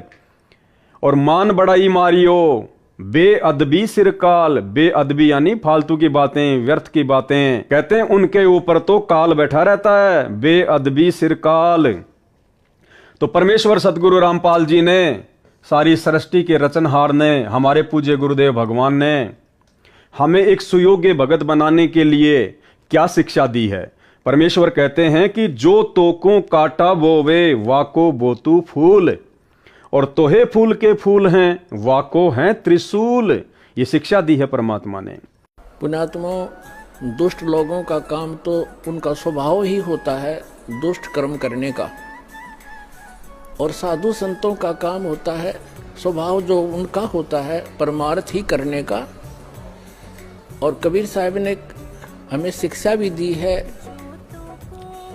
कि जो तोकू काटा बोवे ताको बोतू फूल, तो हे फूल के फूल हैं वाको है त्रिशूल। हमें परमात्मा कहते हैं कि आपको यदि कोई कष्ट देता है आप उसको कुछ ना कहो, परमात्मा पर छोड़ो, फिर देखना वो उसका कैसा रिजल्ट आपको देगा। जो तोकू काटा बोवे वाको बोतू फूल, और तोहे फूल के फूल है वाको है त्रिशूल। वो तो विधान है परमात्मा का, जो जैसे कर्म करेगा उसको फल तो मिलेगा ही मिलेगा। तो आज यदि सतगुरु रामपाल जी परमेश्वर जी का नाम, उस पाक और पवित्र परमेश्वर का नाम, यदि इन तमाम नकली और पाखंडी धर्मगुरुओं के साथ में जोड़कर ये भारतीय मीडिया दिखा रही है, तो इसमें हम भक्तों को उत्तेजित होने की आवश्यकता नहीं है, हम भक्तों को होश में जोश खोने की आवश्यकता नहीं है। परमेश्वर ने हमें जो शिक्षा दी है उसको आधार बनाने की जरूरत है कि जो तोकू काटा बोवे, इस मीडिया ने काटा बोया है, गुरुदेव के खिलाफ उल्टा सीधा बोल के, अनर्गल बातें बोल के, झूठे आरोप लगाकर इस मीडिया ने काटा बोया है। जो तोकू काटा बोवे। फिर परमात्मा कहते हैं भगत का क्या लक्षण है, वाको बोतू फूल। हमने उसके खिलाफ वैसा ही बर्ताव नहीं करना है जैसा उसने किया। सामने वाला यदि कोई पत्थर फेंक रहा है तो भगत ने वापस पत्थर नहीं फेंकने। जो तोकू काटा बोवे वाको बोतू फूल।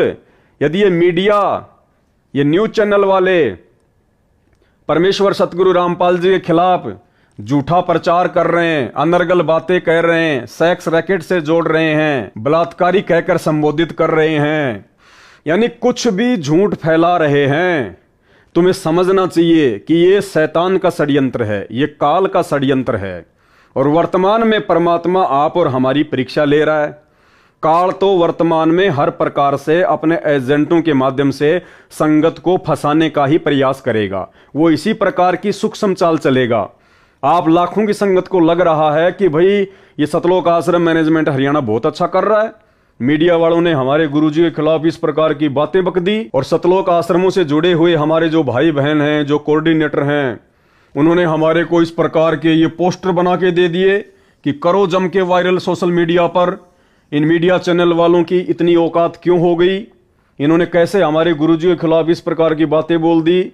और आप लोगों ने जरा सा भी ज्ञान को आधार ना बनाकर और आंख बंद करके भेड़ चाल में इन पोस्टर्स को वायरल करना शुरू कर दिया। अरे यही तो परीक्षा है परमात्मा की, अरे यही तो सूक्ष्म चाल है दूसरी तरफ उस शैतान की, उस काल की। उधर से वो भी जोर लगाएगा आप और हमारी मर्यादाएं खंडित करवाने के लिए, वो सूक्ष्म चाल चलेगा। और ये सूक्ष्म चाल है इस प्रकार से पोस्टर बनवाकर आप भक्तों से सोशल मीडिया पर वायरल करवाना। और दूसरी तरफ वो सतगुरु रामपाल जी भगवान जो हिसार की छोटी जेल में बैठकर आप और हम भगत भाई बहन जो इस 21 ब्रह्मांड रूपी शैतान की बड़ी जेल में बैठे हुए हैं, वो परमेश्वर 28 वर्षों से अनमोल तत्व ज्ञान देकर काल की सूक्ष्म चाल से ही हमारी परीक्षा लेगा। परमेश्वर उसको मना नहीं करेगा, उसको रोकेगा टोकेगा नहीं। काल इस समय स्वतंत्र है, ये परीक्षा का समय है। वो भक्तों को अच्छे से तोड़ेगा, डराएगा, धमकाएगा, गुमराह करेगा, साम दाम दंड भेद या घटिया से घटिया नीति अपने एजेंटों के माध्यम से लागू करवाएगा। आप और हम सबको अच्छे से पता है वो स्वयं तो आता नहीं है, स्वयं तो वो प्रकट होता नहीं है, उसने कसम खा रखी है। तो वो कैसे प्रकट होता है, वो कैसे अपनी सूक्ष्म चाल चलेगा, वो कैसे भक्तों की मर्यादा तोड़वाएगा। वो उन लोगों को मोहरा बनाएगा जिन भक्तों की मर्यादाएं टूटी हुई हैं, जो भगत गुरु को परमात्मा नहीं मानते हैं। उन लोगों के मार्फत, जिन लोगों के ऊपर लाखों की करोड़ों की संगत आंख बंद करके विश्वास करती है, जैसे आपके कोऑर्डिनेटर गुरुदेव के कलयुगी बेटा बेटी भाई बंधु रिश्तेदार, जिन लोगों पर संगत आध्यात्मिक अज्ञानता के चलते गुरुदेव के ज्ञान को आधार ना बनाकर आंख बंद करके विश्वास करती है, उन्हीं लोगों को मोहरा बनाएगा वो काल। और पिछले 10 वर्षों से बरवाला कांड के बाद उन्हीं लोगों को काल ने लगातार मोहरा बनवाकर भक्तों की मर्यादाएं खंडित करवाई हैं। तो ये आप और हमारी परीक्षा चल रही है। उधर से काल का दबाव है, इधर से परमात्मा ये चेक करना चाह रहा है कि इन घटनाओं के माध्यम से मेरे भगत कुछ विचार भी करते हैं या खाली लातों की भूति बने हुए हैं, या खाली भेड़ चाल में चल रहे हैं, जैसा उनको कह दिया जाए वैसा ही वो करने लग जाते हैं। तो ये परीक्षा है परमेश्वर की तरफ से। तो गुरुदेव कहते हैं जो तोकू काटा बोवे, ये मीडिया वालों ने काटा बोया है। काल की प्रेरणा से हम भक्तों को भड़काने का प्रयास किया, उस काल ने हमारे को ठगने का प्रयास किया। तो परमेश्वर कहते हैं ऐसी स्थिति में, ऐसी परिस्थिति में भगत ने उनको वैसे ही उल्टा जवाब नहीं देना चाहिए, केवल समझाना चाहिए। और जिस प्रकार से शब्द यूज किए गए हैं सतलोक आश्रम मैनेजमेंट हरियाणा वालों द्वारा कि माफी मांगे, ये शब्द आध्यात्मिक डिक्शनरी में एक भगत के शब्दकोश में नहीं होते हैं। अरे भगत अगर गलत नहीं है और भगत के ऊपर यदि कोई झूठा आरोप लगाता है और फिर कहता कि माफी मांग, तो भगत का तो काम है माफी मांग ले कि भाई ठीक है भाई तू खुश रह, ले भाई कोई बात नहीं, ले भाई हो गई गलती भाई माफ करियो। तो कहते हैं वो तो है भगत के लक्षण है। और एक भगत जिसको ज्ञान हो, सतगुरु का भगत हो, और वो दूसरों को कहे कि माफी मांग माफी मांग, तो भाई ये ज्ञान को नहीं, ये अहंकार को दर्शाता है, ये अज्ञानता को दर्शाता है, ये भगत की नादानी और मूर्खता को दर्शाता है, उसके ज्ञान को दर्शाता है।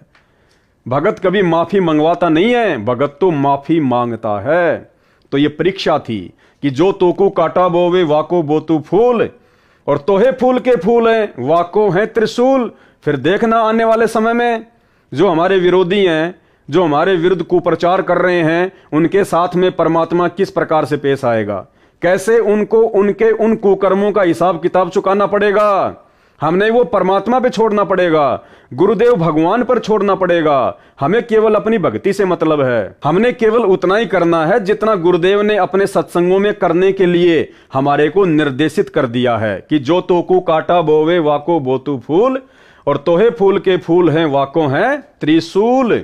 समय आने पर परमात्मा उसको उसके कुकर्मों की सजा ऑटोमेटिक दे देगा। राम किसी को मारे नहीं, मारे तो हत्यारा राम, अपने आप ही मर जाएंगे कर कर खोटे काम। हम भगत क्यों टेंशन लें, हम भगत क्यों सिर में दर्द करें, जब हमारा गुरु समर्थ है, हमारा गुरु सर्वशक्तिमान है, हमारा गुरु निर्विकार निर्विषम निर्लेपम है, कमल के पत्तों की तरह हैं, कमल के फूल की तरह हैं। इनके ऊपर कोई भी दाग, कोई भी कीचड़ लगे नहीं सकता, ठहर ही नहीं सकता। आप रोजाना नित्य नियम में पढ़ते हो, नित्य नियम का पाठ करते हो भक्ति बोध में, और उसमें परमेश्वर की क्या वाणी है, गरीब ऐसा सतगुरु हम मिल्या तेज पुंज की लोय। क्या पढ़ते हैं हम और किसके लिए पढ़ते हैं? अपने गुरुदेव भगवान के लिए पढ़ते हैं। सतगुरु रामपाल जी परमेश्वर जी के लिए बोलते हैं वाणियां नित्य नियम में। क्या बोलते हैं कि गरीब ऐसा सतगुरु हम मिल्या तेज पुंज की लोय। हम भगत कहते हैं कि हमारे को ऐसे गुरुदेव मिले हैं, ऐसे सतगुरु मिले हैं जिनकी तेज पुंज की लोय अर्थात देह, शरीर, बॉडी, जिनका शरीर हाड़ मांस का नहीं है, आप और हमारी तरह नहीं है। गुरु आप और हमारी तरह कोई मानुष नहीं है, आम व्यक्ति नहीं है। गरीब ऐसा सतगुरु हम मिल्या, सतगुरु रामपाल जी के रूप में, जिनकी तेज पुंज की लोय और तन मन अर्पू शीस कू होनी होय सु होय। तो ऐसे तेज पुंज के शरीर वाले, नूरी शरीर वाले परमात्मा के ऊपर भाई चाहे मीडिया कीचड़ उछाले, चाहे सरकार कीचड़ उछाले, चाहे आपका पड़ोसी कीचड़ उछाले, उछालने दो। हमें पता है कि हमारे गुरुदेव क्या हैं और हम किस मार्ग पर आगे चल रहे हैं।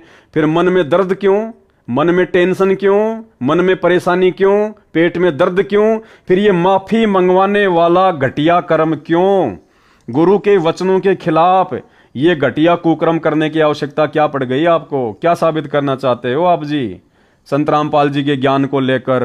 अब परमेश्वर ने हमें एक बात और बताई अपने सत्संगों में कि जिस प्रकार से कोई गोरी लड़की है और गोरी लड़की को यदि कोई कह दे कि एक काली, तो गुरुदेव ने बताया कि वो गोरी लड़की उस बात का बुरा नहीं मानती है। क्यों नहीं मानती है? क्योंकि उस गोरी लड़की को पता है कि तू काली नहीं है, तू गोरी है। और उस लड़की को इस बात का पता है कि सामने वाला व्यक्ति तुझे जो काली काली कह रहा है ना, इसके दो ही कारण हो सकते हैं। या तो उस व्यक्ति को इस बात का ज्ञान नहीं है, वो अज्ञानी है, या फिर उसने नशा कर रखा है जिस कारण से वो इस प्रकार की उठपटांग बातें कर रहा है। तो वो गोरी लड़की जिसको काली कहा जा रहा है, जो गोरी है, काली नहीं है, लेकिन उसके बावजूद भी वो लड़की नाराज नहीं होती है, क्योंकि उस लड़की को अपनी वास्तविक स्थिति का पता है कि मैं गोरी हूं या काली हूं। तो इसी प्रकार भाई और बहनों, जब हमें हमारे गुरुदेव भगवान की स्थिति का पता है कि ये तो पाक और पवित्र रब है, परमात्मा है, खुदा है, तेज पुंज की देह है, नूरी शरीर है, निर्विकार निर्विषम निर्लेपम परमात्मा है, इनको कोई दोष लग ही नहीं सकता, इनके ऊपर कोई कर्म लागू होता ही नहीं है। फिर इनको यदि कोई बलात्कारी कहता है, यदि इनके ऊपर कोई कीचड़ उछालता है, यदि गुरुदेव को नकली साधु संतों के साथ में ये भारतीय मीडिया जोड़ती है, और यदि हम भक्तों को इस बात का भली भांति ज्ञान है कि हमारे गुरुजी क्या हैं, तो भाई हमारे पेट में दर्द होना ही नहीं चाहिए, हमारे को परेशानी होनी नहीं चाहिए, हमारे को इस प्रकार से उत्तेजित होना ही नहीं चाहिए, हमारे को जोश में आकर होश खोना ही नहीं चाहिए। जबकि उस गोरी लड़की को तो आनंद सा आता है जब उसको कोई काली कहता है, वो तो हंसती है, मजाक में बात को टाल देती है। और हम तत्वज्ञानी भगत ऐसे महापुरुष से अनमोल तत्व ज्ञान लेकर भी आज वर्तमान में भी इस प्रकार की घटिया हरकतें करके अपनी आध्यात्मिक अज्ञानता को दुनिया के सामने पेश कर रहे हैं। इसके अलावा गुरुदेव भगवान ने हमें एक वाणी के माध्यम से और समझाया है कि कहते को कहीं जान दे और गुरु की सीख तू ले, साकट और समान को उल्ट जवाब ना दे। तो भारतीय मीडिया ने यह साकट वाला कुकर्म किया है। परम पूज्य सतगुरु रामपाल जी परमेश्वर जी को, जो कि पाक और पवित्र हैं, जिनके विषय में दुनिया अभी जानती नहीं है, पहचानती नहीं है, इन लोगों ने इन नकली और पाखंडी बाबाओं के साथ में परम पूज्य सतगुरु रामपाल जी परमेश्वर जी को जोड़कर जो साकट वाला कर्म किया है, जो कुत्ते वाला कर्म किया है। तो भाई और बहनों, यदि हम भक्तों को ज्ञान है, क्योंकि वो तो जगत है, उनको तो ज्ञान नहीं है, मीडिया वालों को तो कुछ भी कह सकते हैं, लेकिन हमें तो परमात्मा ने बताया ना कि ऐसी परिस्थिति में जब तुम्हारे खिलाफ या तुम्हारे गुरुदेव के खिलाफ यदि कोई उल्टी सीधी बातें बोले, अनर्गल झूठ फैलाए, तो ऐसे समय में भक्तों का क्या रिएक्शन होना चाहिए? कहते को कहीं जान दे और गुरु की सीख तू ले, साकट और श्वान को उल्ट जवाब ना दे। तो भारतीय मीडिया, ये समाचार पत्र वाले, टीवी चैनल वाले, यदि सतगुरु रामपाल जी परमेश्वर जी के खिलाफ इस प्रकार की झूठी न्यूज चला रहे हैं, कहते को कहीं जान दे, ये जो भी कह रहे हैं इनको कहने दो।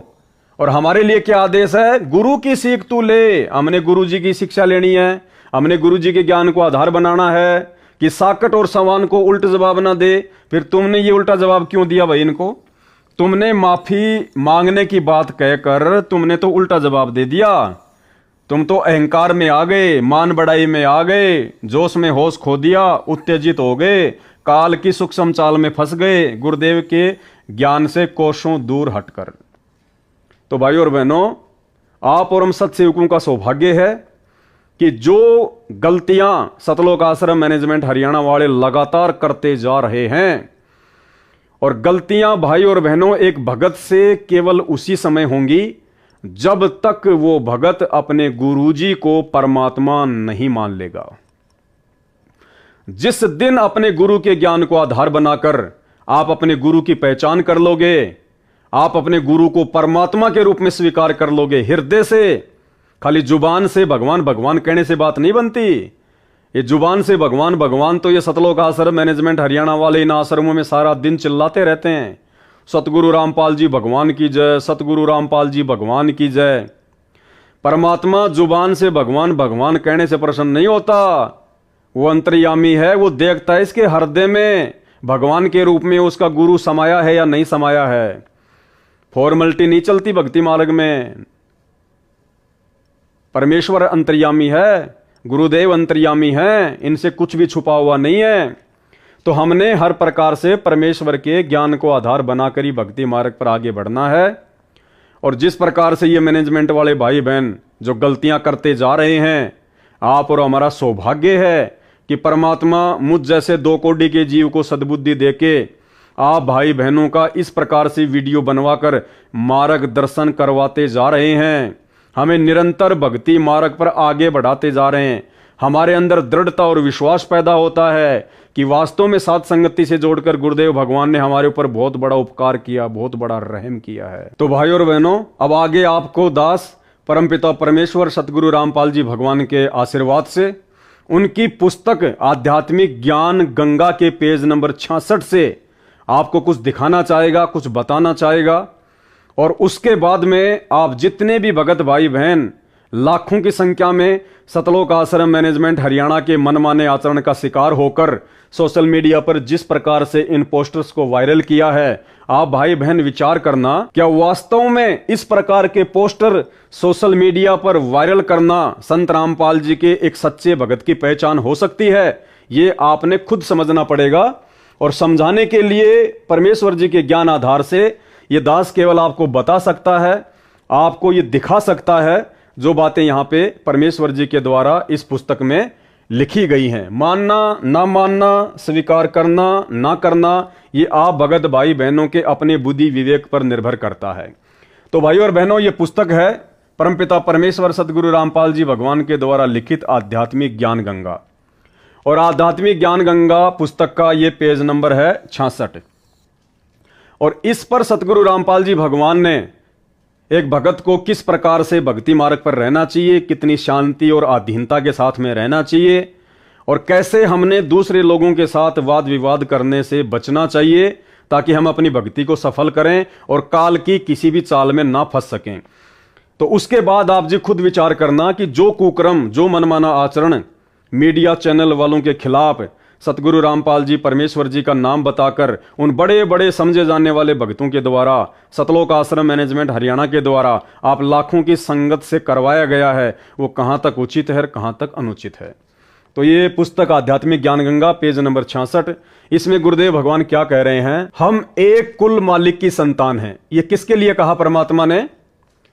इस 21 ब्रह्मांड में जितने भी जीव हैं, चाहे वो पशु पक्षी हों या चाहे मानव शरीरधारी आप और हमारे जैसे स्त्री पुरुष हों, सबके लिए गुरुदेव क्या कह रहे हैं? हम एक कुल मालिक की संतान हैं।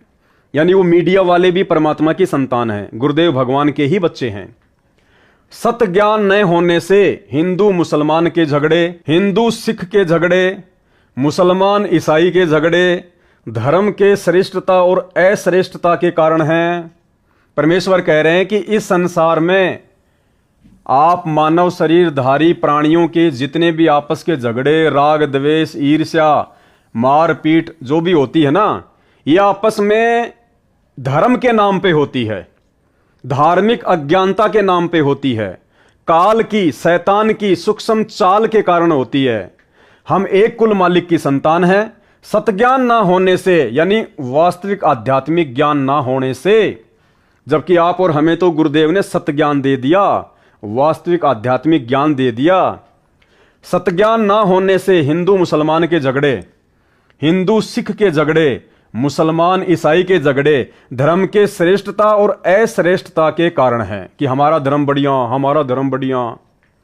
विश्व युद्ध में भी इतना रक्तपात नहीं हुआ होगा जितना धर्म के खतरे की आड़ में हो चुका है। धार्मिकता के खतरे की तरफ ध्यान न देने से अनेक बुराइयां सर्व पवित्र धर्मों में घर कर चुकी हैं। सर्व पवित्र धर्मों में 1% व्यक्ति होते हैं जो 99% को आपस में लड़वाकर मरवा रहे हैं।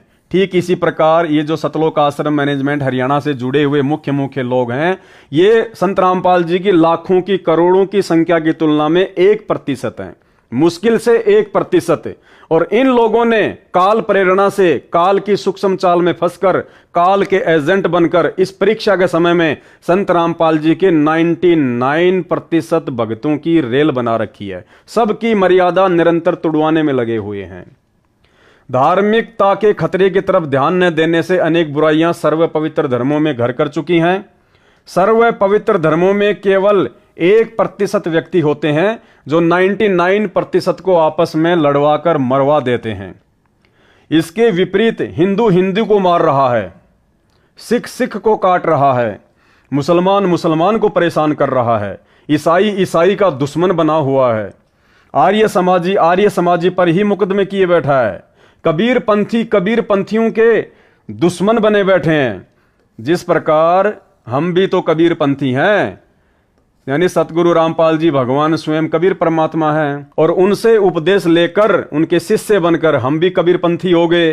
तो परमेश्वर कह रहे हैं कबीर पंथियों के दुश्मन बने हैं।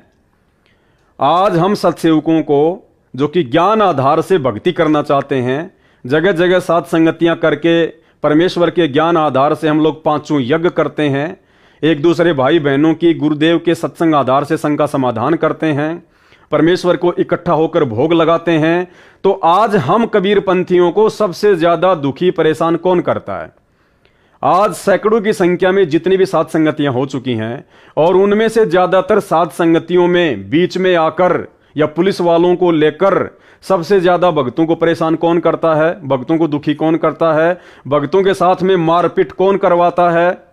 भक्तों के साथ में स्वयं मारपीट कौन करता है? भक्तों की साथ संगतियां कौन कैंसिल करवाता है? सतलोक आश्रम मैनेजमेंट हरियाणा, यानी कबीर पंथी ही कबीर पंथियों के दुश्मन बने हुए हैं, तथा अन्य आश्रमों में तथा डेरों के महंतों व संतों के आपस में कत्लेआम तथा मुकदमे तत्व ज्ञान के अभाव के कारण ही हो रहे हैं। यानी गुरुदेव ने स्पष्ट कर दिया कि ये जितनी भी नादानियां जो हो रही हैं वर्तमान में भक्ति मार्ग में, ये सब आध्यात्मिक अज्ञानता के कारण हो रही है, सतज्ञान की कमी के कारण हो रही है। तो भाइयों और बहनों, अरे हमें तो सतज्ञान दे दिया गुरुदेव भगवान ने। अरे सतलोक आश्रमों से जुड़े हुए भाई बहनों, तुम्हें तो सतज्ञान मिल गया, सच्चा गुरु मिल गया, तत्व ज्ञान मिल गया। फिर तुम क्यों इस प्रकार से इन मीडिया चैनल वालों के खिलाफ ये भड़काऊ पोस्टर वगैरह डाल रहे हो? क्यों तुम उनसे माफी मंगवाने की जिद पे अड़े हुए हो? अगर वो सहज में माफी मांग लेंगे तो ठीक है, नहीं तो फिर तुम क्या करोगे? तुम्हारे को एक आदेश पारित किया जाएगा, सत्संग के नाम पे तुम्हारे को किसी आश्रम में बुलाया जाएगा, धनाना आश्रम में या किसी और आश्रम में, और तुम सबको फिर गुरु जी का आदेश बताया जाएगा कि ये मीडिया चैनल वाले माफी नहीं मांग रहे, हमने ये 20 बसें खड़ी कर दी हैं, सभी भगत इन बसों में बैठ जाओ, जो इन बसों में नहीं बैठेगा उसका नाम खंड हो जाएगा, हम उसका पीला पर्चा निकाल देंगे, हम उसकी नो एंट्री कर देंगे। डरा धमका के तुम भक्तों को बसों में बैठाकर दिल्ली के नोएडा में जा टेकेंगे, वहां पे तुम्हारे से हाय हाय हाय हाय मीडिया चैनल वालों के खिलाफ करवाएंगे। अब मीडिया चैनल वाले ऊपर से आएंगे, 2 शब्द बोल के चले जाएंगे, दूसरे दिन छोटी सी किसी कोने में एक न्यूज दे देंगे कि हमने अन्य नकली साधु संतों के साथ में जो संत रामपाल जी का नाम जोड़ा था, ऐसा संत रामपाल जी में कुछ भी नहीं है, हम उसके लिए क्षमा प्रार्थी हैं। तुम खुश हो जाओगे। तो ये आपकी आध्यात्मिक अज्ञानता है। अब भाइयों और बहनों, इस आध्यात्मिक ज्ञान गंगा पुस्तक के पेज नंबर 66 पर जो ये बातें लिखी हैं सतगुरु रामपाल जी परमेश्वर जी के द्वारा, और इसमें क्या लिखा हुआ है? तथा अन्य आश्रमों तथा डेरों के महंतों व संतों के आपस में कत्लेआम तथा मुकदमे तत्व ज्ञान के अभाव के कारण ही हैं। यानी संत रामपाल जी भगवान ये कहना चाह रहे हैं कि ये जितने भी आश्रम हैं, जितने भी ये कबीरपंथी हैं, जो गुरु बन के बैठे हैं, जो शिष्य हैं, आपस में भी ये एक दूसरे पर मुकदमे किए हुए बैठे हैं। तो ये सब कुछ क्यों है? आध्यात्मिक अज्ञानता के कारण, सतज्ञान की कमी के कारण। कौन लिख रहे हैं ये बात? संत रामपाल जी। यानी संत रामपाल जी कह रहे हैं कि भक्तों के आपस में मुकदमे नहीं होने चाहिए, गुरु चेलों के आपस में मुकदमे नहीं होने चाहिए। अगर कोई ऐसा करता है तो साबित हो जाता है कि उसको ज्ञान नहीं है, उसको पूर्ण सतज्ञान नहीं है। अब आपके मन में एक छोटी सी शंका आ सकती है कि यहां तो खुद गुरुजी किसी के ऊपर मुकदमे ना करने की सलाह दे रहे हैं, तो फिर गुरुजी ने सन 2022 में पवन दास के ऊपर 420 का मुकदमा क्यों करवाया? जिस मुकदमे में पवनदास हिसार जेल में 3.5 महीने जेल काट के आया था, तो गुरुजी ने फिर पवनदास के ऊपर मुकदमा क्यों करवाया? क्योंकि यहां तो गुरुजी मुकदमे करने की बात को खारिज कर रहे हैं कि आपस में मुकदमे नहीं करने चाहिए, अगर कोई मुकदमा करता है तो उसको ज्ञान नहीं है। जबकि हमारे गुरुजी तो पूर्ण ज्ञानी है, तत्व ज्ञानी है। गीता जी अध्याय 4 श्लोक 34 के अनुसार वो तत्वदर्शी संत हैं जिनके बराबर विश्व में किसी को आध्यात्मिक ज्ञान नहीं है। फिर गुरुजी ने पवनदास के ऊपर 420 का मुकदमा क्यों किया? जबकि गुरुजी का रिकॉर्ड है, गुरुजी का इतिहास है। सन 1994 से गुरुजी ने ज्ञान देना शुरू किया है अपनी लीला अनुसार, और वर्तमान तक गुरुजी के साथ ना जाने कितने लोगों ने कितना बुरा बर्ताव किया। गुरुजी के साथ में लोगों ने बदसलूकियां की, गालियां निकाली। जबकि गुरुदेव ने हमें बताया कि एक बार वे हरियाणा के चिड़ी गांव में सत्संग करने के लिए गए हुए थे, पाठ करने के लिए गए हुए थे। तो जिनके घर पे पाठ था उनके रिश्तेदार इस बात से नाराज थे, वो खुश नहीं थे, वो गुरुजी के बारे में भला बुरा कहते थे। तो जब गुरुदेव वापस सत्संग करके जा रहे थे तो रास्ते में वो रिश्तेदार भी आ गए। उन्होंने गाड़ी खड़ी कर दी गुरुदेव की गाड़ी के आगे, ड्राइवर को भी नीचे उतारा, गुरुदेव को भी नीचे उतारा, और गुरुदेव को गालियां निकाली, भला बुरा कहा, जो कुछ कहना था उन्होंने कहा। और अंत में उन्होंने कहा कि कान पकड़ के माफी मांग कि आज के बाद में चिड़ी गांव में सत्संग करने नहीं आएगा। तो भाई और बहनों, ये तो लीलाधर है, लीलाधर। इस परमेश्वर की गति को तो ये काल भी नहीं जानता, ये भी धोखे में रहता है। उस लीलाधर ने, उस परमपिता परमेश्वर जी ने, समर्थ ने अपने ही उस बच्चे के आगे जो उनको पहचान नहीं पाया, और कान पकड़कर गुरुदेव भगवान ने माफी मांगी कि भाई आज के बाद हम थारे चिड़ी गांव में नहीं आएंगे। उसके बाद उन्होंने गुरुदेव को जाने दिया। अगर ये परमात्मा चाहे, भाई और बहनों, हम नित्य नियम में पढ़ते हैं, गरीब ऐसा सतगुरु हम मिल्या, बेपरवाह अबंद, परम हंस पूर्ण पुरुष, रोम रोम रविचंद। और जाके अर्ध रूम पर, अर्ध रूम यानी आधा बाल, जाके अर्ध रूम पर शकल पसारा, ये किस ब्रह्मांड, अक्षर पुरुष के 7 शंख ब्रह्मांड, सतलोक ऊपर के 3 लोक। कहते हैं उस आदि पुरुष परमपिता परमेश्वर सतगुरु रामपाल जी भगवान, जिनका वैदिक नाम है कबीर देव, कहते हैं उनके आधे बाल के बराबर भी ये सकल सृष्टि पूरी कायनात नहीं है। इतने समर्थ हैं हमारे गुरुदेव भगवान सतगुरु रामपाल जी परमेश्वर जी। अगर वो परमात्मा फूंक मार दे, 21 ब्रह्मांड उड़ के ना जाने कहां चले जाएं। लेकिन ये लीलाधर ऐसी लीला करता है, इसीलिए नानक जी ने इनको ठगवाड़ा कहा है। इसीलिए वेदों में इस कबीर देव भगवान को तस्करा कहा है। तस्करा यानी आंखों में धूल जोक कर अपना काम करने वाला। काल को भी यकीन नहीं है कि वो परमात्मा इस गंदे लोक में आके इस प्रकार से एक आम व्यक्ति, आम संत की तरह भूमिका करके अपने मिशन को पूरा करता होगा। इनको ठगवाड़ा इसीलिए कहा गया है, इनको तस्करा इसीलिए कहा गया है। तो भाई और बहनों, आपके मन में भी ये सवाल आया होगा, आ रहा होगा ये पढ़ने के बाद में, कि जो गुरुदेव भगवान एक दूसरे के ऊपर मुकदमे ना करने की सलाह दे रहे हैं, फिर उन्होंने अपने ही शिष्य पवनदास के ऊपर 420 का मुकदमा क्यों किया? तो भाई और बहनों, अगर इसके ऊपर मैं वीडियो बनाऊंगा तो कम से कम 4-5 घंटे का वीडियो बन जाएगा। ये बहुत लंबी चौड़ी कहानी है, ये परमात्मा के मिशन का एक हिस्सा है। समझदार भाई बहन तो इस बात को भली भांति जानते हैं, जो सत्सेवक हैं वो। और दास कई बार इन बातों का जिक्र भी कर चुका है। जेल से आने के बाद दास ने 4 घंटे का वीडियो भी बनाया था। ये बहुत लंबा चौड़ा विषय है, ये परमेश्वर की लीला का एक हिस्सा है। समझदार तो इसको समझ चुके हैं, और ना समझों को समझाएंगे तो वो समझ नहीं पाएंगे। तो इस मैटर को हम छोड़ देते हैं।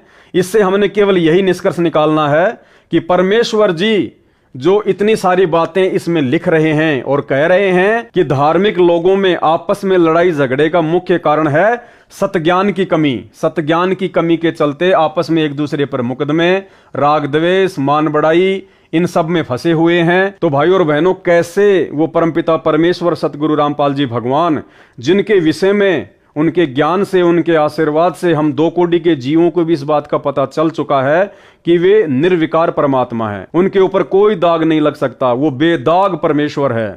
फिर वो परमात्मा कैसे हम भक्तों को ये आदेश देंगे कि बच्चों, ये जो मीडिया वालों ने इस प्रकार से मेरे खिलाफ झूठ फैलाई है, तुम इसका जमकर विरोध करो, उन मीडिया वालों को माफी मांगने के लिए मजबूर करो। अरे भाई, इस प्रकार की झूठी खबरें तो सन 1994 से ये मीडिया वाले, देश दुनिया वाले गुरुदेव के खिलाफ ना जाने क्या क्या बकते रहते हैं, क्या क्या फैलाते रहे हैं। आज से पहले तो गुरुदेव ने कभी आदेश नहीं दिया, कभी नहीं कहा परमात्मा ने अपने बच्चों को कि तुम उनके साथ में जाके उनसे माफी मंगवाओ। ये भक्तों के लक्षण थोड़ी होते हैं। ये तो जबरदस्ती वाला काम हो गया, ये तो ईंट का जवाब पत्थर से देना हो गया। तो ये शिक्षा हमारे गुरुदेव भगवान की नहीं है, सतगुरु रामपाल जी परमेश्वर जी की नहीं है। यह आध्यात्मिक ज्ञान गंगा पुस्तक का पेज नंबर 66 इस बात को भली भांति दर्शाता है। ये आप और हमारे जैसे सतलोक आश्रमों से जुड़े हुए उन चंद कोऑर्डिनेटरों का, गुरुदेव के कलयुगी परिवार वालों का, उन लोगों का मनमाना आचरण है जो संगत के ऊपर थोपा गया है। तो आप लोगों ने क्या करना है, क्या नहीं करना है, भाई और बहनों, आप स्वयं इस बात का निर्णय करें। अब आगे देखिएगा, आपको एक प्रमाण और देते हैं, इससे भी यह साबित होगा, आप भली भांति समझ जाएंगे कि जिस प्रकार से सोशल मीडिया पर सतलोक आश्रम मैनेजमेंट हरियाणा के द्वारा न्यूज चैनलों के खिलाफ माफी मंगवाने के पोस्टर वायरल करवाए गए हैं कि इन्होंने हमारे गुरुदेव के खिलाफ इस प्रकार से झूठी खबरें क्यों फैलाई।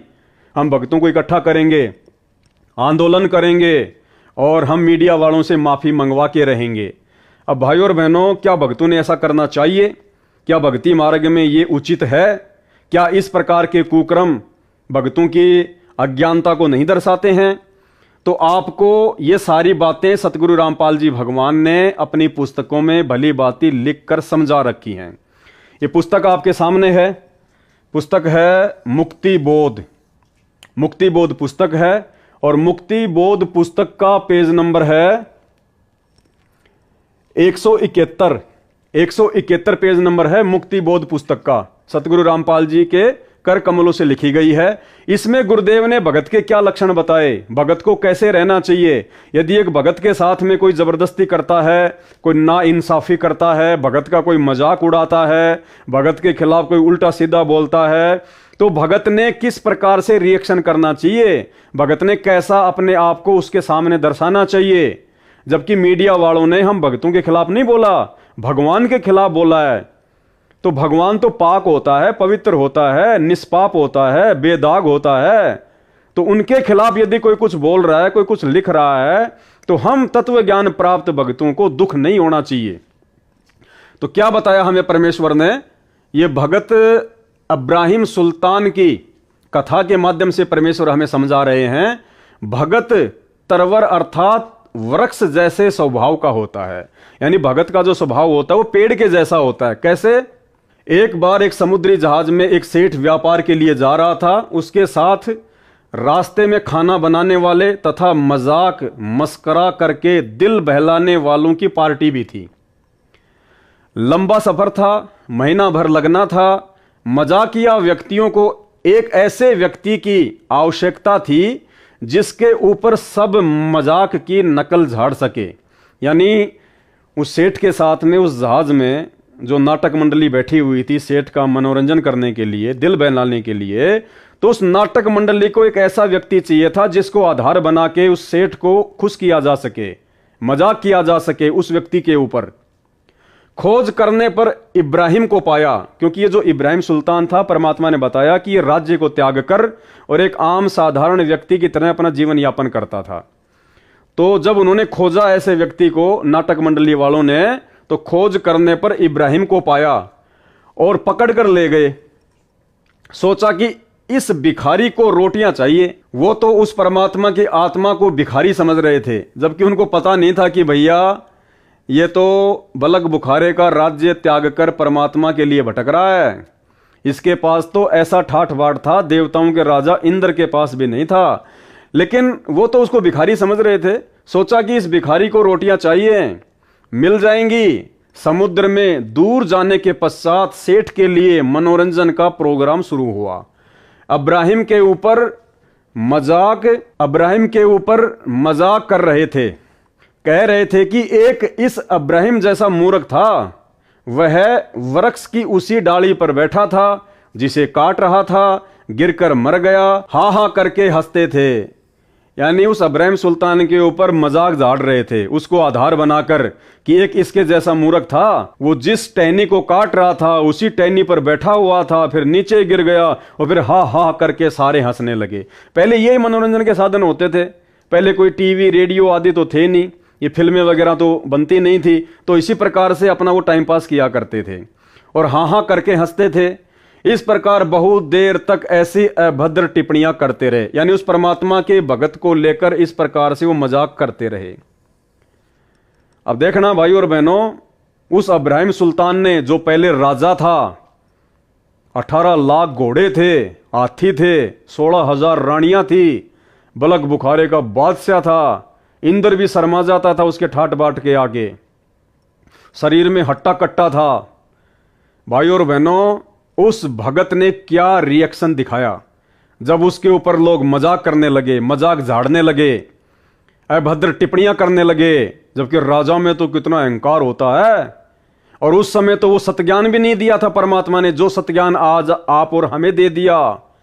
उसके बावजूद इब्राहिम सुल्तान ने क्या रिएक्शन दिखाया?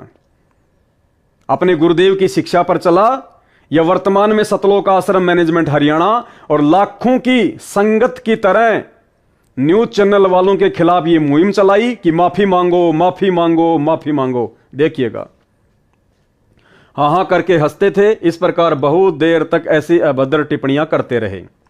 इब्राहिम बहुत दुखी हुआ। अब दुखी क्यों हुआ इब्राहिम? क्योंकि उसकी भक्ति नहीं बन पा रही थी। इब्राहिम बहुत दुखी हुआ, सोचा कि महीनों का दुख हो गया, न भक्ति कर पाऊंगा, न चैन से रह पाऊंगा। इब्राहिम ने केवल इतना सोचा ही था। इब्राहिम ने कोई मान बढ़ाई में आकर, अहंकार में आकर कि मैं तो राजा था, तुम मेरे ऊपर ऐसी अभद्र टिप्पणियां कर रहे हो, तुम्हारी औकात कैसे हो गई? लड़ाई झगड़े के मूड में नहीं। इब्राहिम दुखी हुआ कि हे परमात्मा, ये महीने भर का समुद्र का सफर है और महीने भर तक इसी प्रकार से ये लोग मेरा मजाक बनाते रहेंगे, मैं भक्ति नहीं कर पाऊंगा। मजाक तो चाहे मेरा लाख बना लो, कोई दिक्कत नहीं है, भगतकार भगवान का तो इस गंदे लोक में मजाक बनता ही आया है, लेकिन मेरी भक्ति नहीं हो पाएगी, परमेश्वर आपकी समय पर आरती स्तुति नहीं हो पाएगी। इस बात को लेकर वो दुखी सा हुआ। इब्राहिम बहुत दुखी हुआ, सोचा कि महीनों का दुख हो गया, न भक्ति कर पाऊंगा, न चैन से रह पाऊंगा। उसी समय आकाशवाणी हुई परमात्मा की, सतगुरु रामपाल जी भगवान की, उस कबीर जी की, कि हे भगत इब्राहिम, यदि तू कहे तो इन मूर्खों को मार दूं। उसी समय परमेश्वर जी की आकाशवाणी हुई कबीर देव जी की, और इब्राहिम सुल्तान से क्या कहा कि हे इब्राहिम, अगर तू कहे तो इन मूर्खों को मार दूं सबको। यानी परमेश्वर ने उसके सामने एक ऑप्शन छोड़ दिया कि अगर तू कहे तो इसी समय इस जहाज को डुबो दूं और तुझे बचा लूं, इन सब मूर्खों को मौत के घाट उतार दूं, इन मूर्खों को मार दूं, जहाज को डुबो दूं और तुझे बचा लूं, ये तेरे को तंग करते हैं। ये आकाशवाणी सुनकर जहाज के सब व्यक्ति भयभीत हो गए। इब्राहिम ने कहा, अब क्या कहा भाई और बहनों, इब्राहिम सुल्तान ने क्या कहा? वो भगत, जो भगत राजा था, आज तुम लोग क्या हो? भिखारी हो, भिखारी दुनिया वालों की तुलना में।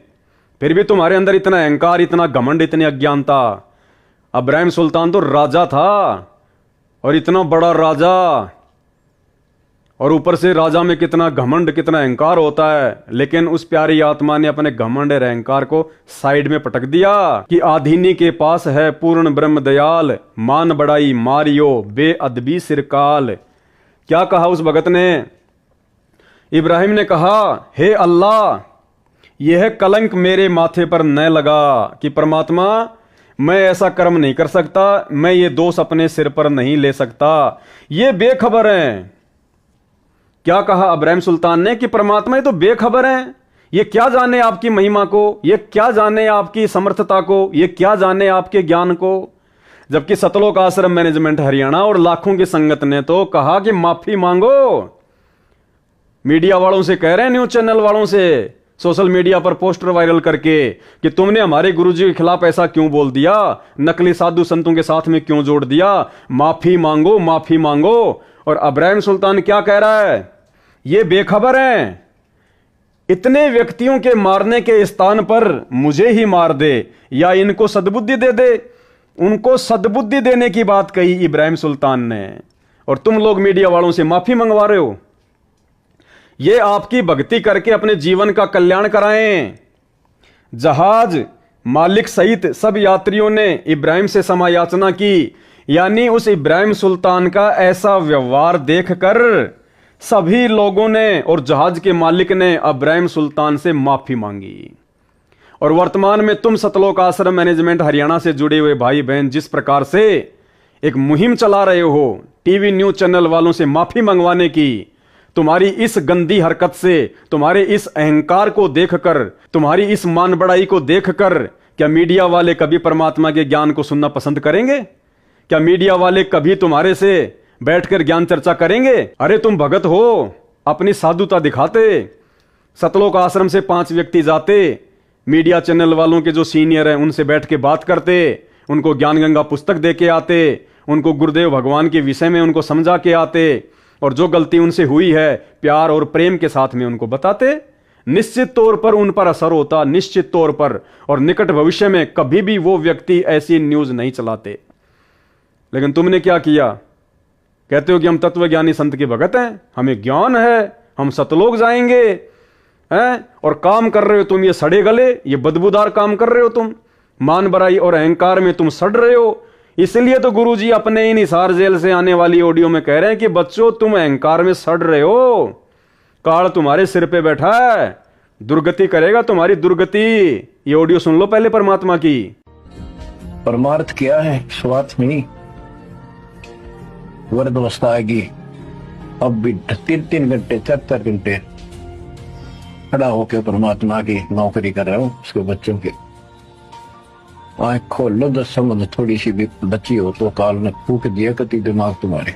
तो भाई अगर भक्ति करनी है, भगवान को प्रसन्न करना है, तो इब्राहिम सुल्तान जैसा बनना पड़ेगा, उससे भी कई गुना ऊपर उठ के आधीन और विनम्र बनना पड़ेगा। ये मोटी मोटी पुस्तकें, ये लेख, ये सतगुरु रामपाल जी भगवान ने कोई मनोरंजन के लिए नहीं लिखे, टाइम पास के लिए नहीं लिखे, हम भक्तों के लिए लिखे कि हमने कैसा होना चाहिए, भक्ति में आने के बाद हमारा आचार विचार व्यवहार कैसा होना चाहिए, दूसरे ज्ञानहीन लोगों के प्रति हमारी सोच कैसी होनी चाहिए। तो इब्राहिम सुल्तान ने कहा, जब परमेश्वर ने आकाशवाणी की कि इब्राहिम अगर तू कहे तो मैं इन सबको मार दूं, जहाज को डुबो दूं, उसी समय आकाशवाणी हुई कि हे भगत इब्राहिम, यदि तू कहे तो इन सब मूर्खों को मार दूं, जहाज को डुबो दूं, तुझे बचा लूं, ये तेरे को तंग करते हैं।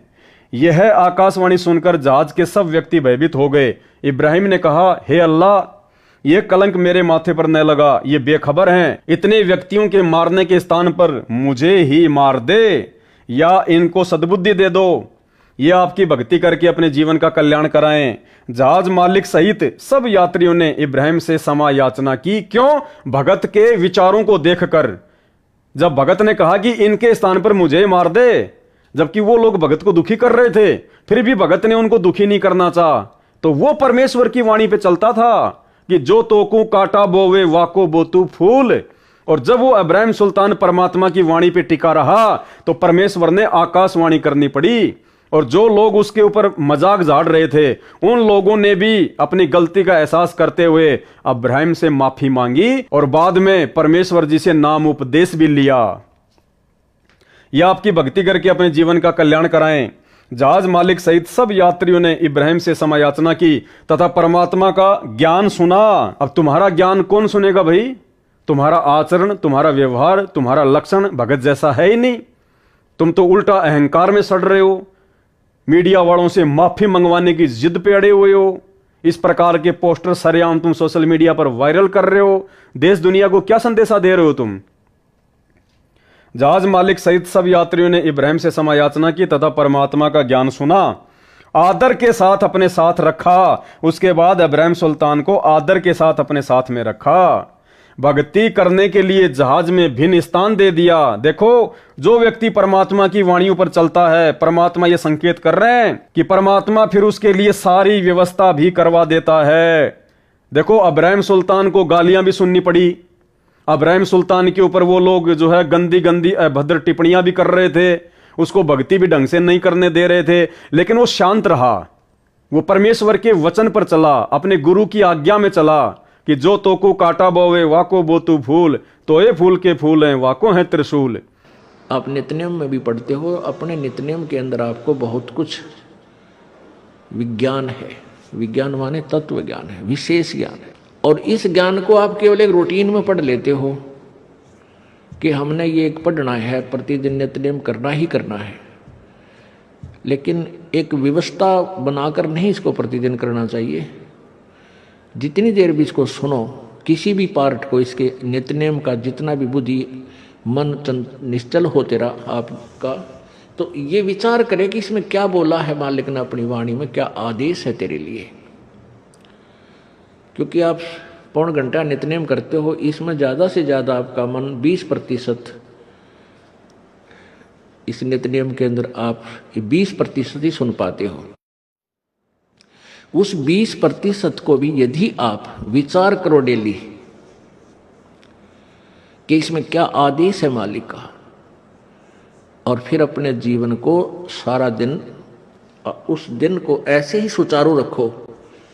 क्योंकि आपको घर से निकलने से पहले ये पढ़ा इसलिए जाता है कि आपके साथ रास्ते में कोई निकम्मा भी टकराओगा, कोई गाली देने वाला भी मिलेगा, कोई बुंडा भी बोलेगा, कितना कोई आंट भी लावेगा। तो उनके साथ आपने कैसे व्यवहार करना है। आवत गाली एक है, उल्टा हो अनेक, और कह कबीर ना उलटी हुआ रहे एक की एक। इसको पढ़ना नहीं है। मान ले कोई बुंडा बोला है, गलत बोलता है, गाली देता है, तो उसने तो कर दिया यूँ काम, और आप भी उल्टा दोगे तो फिर 4 और देगा कि वो तो पूरे मूड में है, वो तो फुल मूड में है लड़ाई के में, और आप भी आगे से उल्टी बोल पड़ोगे तो वो तो तैयार बैठा है। जब बरसात क्या उनका मुकदमा रोज कर ले चाहे दिन में। तो कहते परमात्मा आवत गाड़ी एक है, उल्टा हो अनेक, और कह कबीर ना उलटी हो रहे एक का एक। और देख आगे कितनी प्यारी बात कही है। गाली ही से उपजे कलह, कष्ट और मौत, मृत्यु तक तो पहुंच जाती है एक छोटी सी गाली। गाली ही से उपजे कलह, कष्ट और मीच, हार चले सो संत है, लाग मरे सो नीच। हम भगत भी हैं और दूसरा में बुंडा अच्छा बोल रहा है, और उसने मान लिया किसी किस कह दिया, हमने उसका 2 दड़ाक धर दिए, उल्टे भी बोल दिए, फिर वो मारन पर उतारू हो गए, फिर हमने उठोक दिया। हो सकता है आप उसे तगड़े भी हो और अच्छा भी संवार दो, फिर आप में उसमें कसर के रहेगी। आप तगड़े भी हो और आपसे हल्का आदमी भी आपने बुढ़ा अच्छा बोला है, उसने बालक समझ के एक अनजान है, उससे बचो। तो इन नित्य नियम करने का डेली हमें जो पाठ करते हैं, इससे ज्ञान यज्ञ तो होता ही है। ज्ञान यज्ञ के साथ हमने समाधान भी इसका साथ पैरेलल करना पड़ेगा, तभी इसके पढ़ने का लाभ है। एक लाभ तो हो गया ज्ञान यज्ञ का, और उसके ऊपर अमल हमने किया नहीं, उसका काम फिर सारा बिगड़ गया। तो कहते हैं ये बातें कहन सुन के नहीं भाई, ये कर पाड़न की है। उसने साधुता दिखाई, उसने भगतपना दिखाया, तो अंत में परमात्मा ने उन्हीं लोगों के माध्यम से उस जहाज में इब्राहिम सुल्तान के लिए भक्ति की व्यवस्था भी करवा दी। भक्ति करने के लिए जहाज में भिन्न स्थान भी दे दिया। यानी भाई और बहनों, ये परमात्मा जी की अमर वाणियां हैं। ये वाणियां आज भी वैसी हैं, इब्राहिम सुल्तान के समय भी वैसी थी और सतयुग में भी वैसी थी।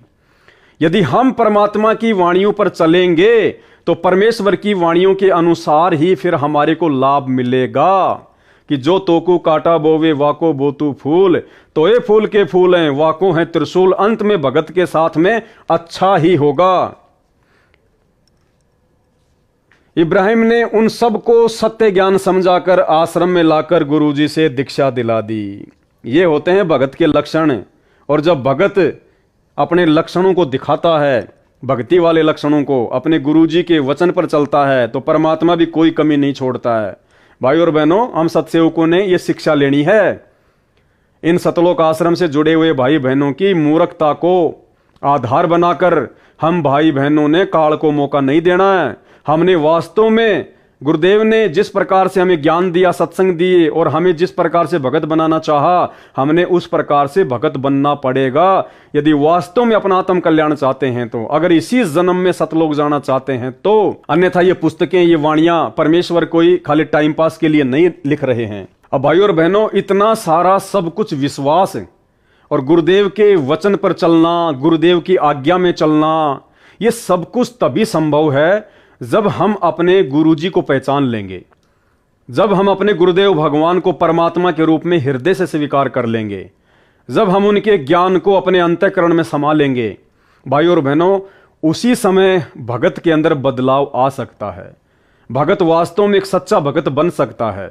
अपने गुरुजी की शिक्षाओं पर, उनके वचनों पर दृढ़ होकर चल सकता है। अन्यथा जिस प्रकार एक ट्रेन जाती है दिल्ली से बॉम्बे, और जिसने जहां तक की टिकट ले रखी है वो वहीं उतरता चला जाएगा, अंतिम स्टेशन तक वहीं पहुंचेगा जिसने अंतिम स्टेशन तक की टिकट ले रखी है। तो गुरुदेव के वचनों पर अंत समय तक वही भगत टिक कर रह सकता है जिस भगत ने गुरुदेव की वास्तविक परमात्मा वाली स्थिति को पहचान लिया होगा। और उस परमेश्वर के आशीर्वाद से, गुरुदेव भगवान के आशीर्वाद से आप और हम साथ संगति से जुड़े हुए भाई बहनों का सौभाग्य कि परमेश्वर ने विशेष रजा बख्श के, परमात्मा कहते हैं पिछले जन्म से होते हैं पूर्ण हंस मुराद, ये कोई पिछले जन्म जन्मांतरों की भक्ति और शुभ कर्मों का संयोग होता है जो भगत अपने गुरुदेव को पहचान पाते हैं। अन्यथा ये लाखों की भीड़ सतलोक आश्रमों से जुड़ी हुई, ये किस प्रकार से सोशल मीडिया पर आए दिन अपने कुकर्मों को दुनिया के सामने प्रदर्शित करती रहती है, आप और हमसे कुछ भी छुपा हुआ नहीं है। तो गुरु जी को परमात्मा मानने के विषय में आदरणीय गरीबदास जी महाराज जी की ये वाणियां हैं। ये पुस्तक है भाई और बहनों यथार्थ भक्ति बोध। इनमें एक वाणी के माध्यम से कि कबीर गुरु को मानुष जो गिने, चरणा अमृत को पान, ते नर नरक में जाएंगे, जन्म जन्म होय स्वान। भाई और बहनों, इस वाणी के माध्यम से सतगुरु रामपाल जी भगवान हमें क्या समझाना चाहते हैं, क्या शिक्षा देना चाहते हैं? सरलार्थ, जो सतगुरु तत्वदर्शी है, तो वर्तमान में हम सबको पता है कि तत्वदर्शी संत कौन है? धरती पर एकमात्र सतगुरु रामपाल जी परमेश्वर जी हैं। उसको परमात्मा के तुल्य ही मानना चाहिए, यानी गुरु को परमात्मा ही मानना चाहिए। यदि साधक ने, साधक यानी भगत ने गुरु धारण कर रखा है, संत रामपाल जी को अपना गुरु भी धारण कर रखा है, और नियमानुसार चरणा अमृत भी पी रहा है, यानी सतगुरु रामपाल जी भगवान नाम दीक्षा के समय जो एक चरणामृत की जो एक बोतल देते हैं छोटी सी, यानी भगत वो चरणामृत भी पी रहा है रोजाना, यानी भगत ने गुरु धारण कर रखा है और नियमानुसार चरणा अमृत भी पी रहा है, और गुरु जी को केवल संत रूप में देखता है। यानी वो भगत अपने गुरु को परमात्मा नहीं मानता, भगवान के रूप में नहीं देखता, अपने गुरु को केवल संत रूप में देखता है। केवल एक सामान्य व्यक्ति, सामान्य संत, एक मानुष रूप में यदि वो अपने गुरु को देख रहा है, और मानुष रूप में गुरु को देखने का मतलब है गुरु के रहते सहते इस कागज वाली फोटो को भगवान मानना, इस कागज के टुकड़े को कबीर मानकर अपने घर में इसकी फोटो रखना, अपने दरबार में फोटो रखना, और प्रति वर्ष जून के महीने में इसको भगवान मानकर इसका प्रकट दिवस मनाना, कबीर प्रकट दिवस। ये होता है गुरु को मानुष मानना, गुरु को आम व्यक्ति मानना, आम संत मानना। और गुरु जी को केवल संत रूप में देखता है और परमात्मा अन्य मानता है, और परमात्मा अन्य मानता है, यानी परमात्मा संगत आज मान रही है इस कागज की फोटो को, गुरु जी को तो केवल संत रूप में देख रही है, और परमात्मा मान रही है इस कागज के टुकड़े को, कबीर जी की नकली फोटो को, काल्पनिक फोटो को। और परमात्मा अन्य मानता है तो वह शिष्य पार नहीं हो सकता, उस भगत का मोक्ष नहीं हो सकता। यानी आज सतलोक आश्रमों से जुड़ी हुई 90% संगत, साथ संगति से जुड़े हुए सत्सेवक भाई बहनों को छोड़कर जितने भी भगत हैं, वो भगत वर्तमान समय में सतलोक जाने वाली स्थिति में नहीं है, वर्तमान में वो पूर्ण मोक्ष प्राप्त करने वाली स्थिति में नहीं है, क्योंकि वो भगत परमपिता परमेश्वर जी की इस अमर अटल वाणी के अनुसार नहीं चल रहे हैं। कबीर गुरु को मानुष जो गिने, कर चरणा अमृत को पान, ते नर नरक में जाएंगे, जन्म जन्म होए श्वान। जो सतगुरु तत्वदर्शी है, यानी हम तत्वदर्शी संत के शिष्य हैं, उसको परमात्मा के तुल्य ही मानना चाहिए। यदि भगत ने गुरु धारण कर रखा है, बिल्कुल गुरु धारण कर लिया, और नियमानुसार चरणामृत भी पी रहे हैं, लोग सुबह सुबह संत रामपाल जी का चरणामृत भी पीते हैं, और गुरु जी को केवल संत रूप में देखता है और परमात्मा अन्य मानता है, यानी गुरु जी को केवल एक साधारण संत और परमात्मा मान रहे हैं इस कबीर जी की फोटो को, कागज के टुकड़े को, जो ना बोलता, ना चलता, ना देखता, ना हिलता, ना डुलता, ना आशीर्वाद देता, ना मंत्र देता, ना सत्संग सुनाता। तो वह शिष्य, यानी ऐसी गलती करने वाला वह शिष्य, वह भगत, तो वह शिष्य पार नहीं हो सकता, उसका मोक्ष नहीं हो सकता। अर्थात जिन जिन भगत भाई बहनों के घरों में आज भी इस दाढ़ी मूछ वाले कबीर जी की ये काल्पनिक, ये नकली फोटो रखी हुई है। जिन जिन के दरबार साहिब में ये फोटो रखी हुई है, जो व्यक्ति इस फोटो का सुबह शाम दोपहर दर्शन करते हैं, जो हर साल जून के महीने में इस कागज की फोटो का कबीर प्रकट दिवस मनाते हैं, वो व्यक्ति कभी भी पार नहीं हो सकता। पार नहीं हुआ तो स्वान यानी कुत्ते आदि के शरीर धारण करेगा। यानी सच्चे गुरु की शरण में आने के बाद भी, तत्वदर्शी संत की शरण में आने के बाद भी, जिस भगत ने भक्ति करते करते अपने गुरु को ही भगवान नहीं माना, परमात्मा नहीं माना, और गुरु के रहते सहते किसी और को भगवान मानता रहा, किसी और का प्रकट दिवस मनाता रहा, किसी और की फोटोओं को अपने घर में लगाता रहा, तो कहते हैं वो भगत भक्ति करते करते भी पार नहीं हो पाएगा। और पार नहीं हुआ तो फिर क्या बनेगा? स्वान, कुत्ता। गुरु और परमात्मा में कोई अंतर नहीं होता। जब तक दो समझ कर चाल से कबीर साहब कहते हैं वो कुत्ते की दुनिया में जागा। तो आज सतलोक आश्रमों से जुड़े हुए 90% भगत, सतगुरु रामपाल जी परमेश्वर जी का कलयुगी परिवार, उनके भाई बंधु रिश्तेदार, ये कोऑर्डिनेटर, सब के सब इसी को भगवान मानते हैं। जून के महीने में इसका प्रकट दिवस मनाते हैं। आश्रमों में इनकी बड़ी बड़ी फोटोएं लगी हुई हैं, यानी गुरु के रहते सहते कागज के टुकड़े को भगवान मान रहे हैं। तो सारे के सारे कुत्ते की योनि में जाने वाली भक्ति कर रहे हैं, कुत्ते की योनि में जाने वाली। ये मैं नहीं कह रहा, आपके गुरु सतगुरु रामपाल जी स्वयं कह रहे हैं। आपकी आंखों के सामने इस वाणी का सरलार्थ उन्हीं के द्वारा लिखित पुस्तक यथार्थ भक्ति बोध में लिखा हुआ, भाई जी पढ़ लेना। आगे फिर क्या बताया परमेश्वर जी ने? दूसरी वाणी, जस्ट इसके आगे वाली वाणी, इसी पुस्तक यथार्थ भक्ति बोध से वाणी, गुरु मानुष कर जानते ते नर कहिए अंध, ओवे दुखी संसार में आ गए यम के फंद।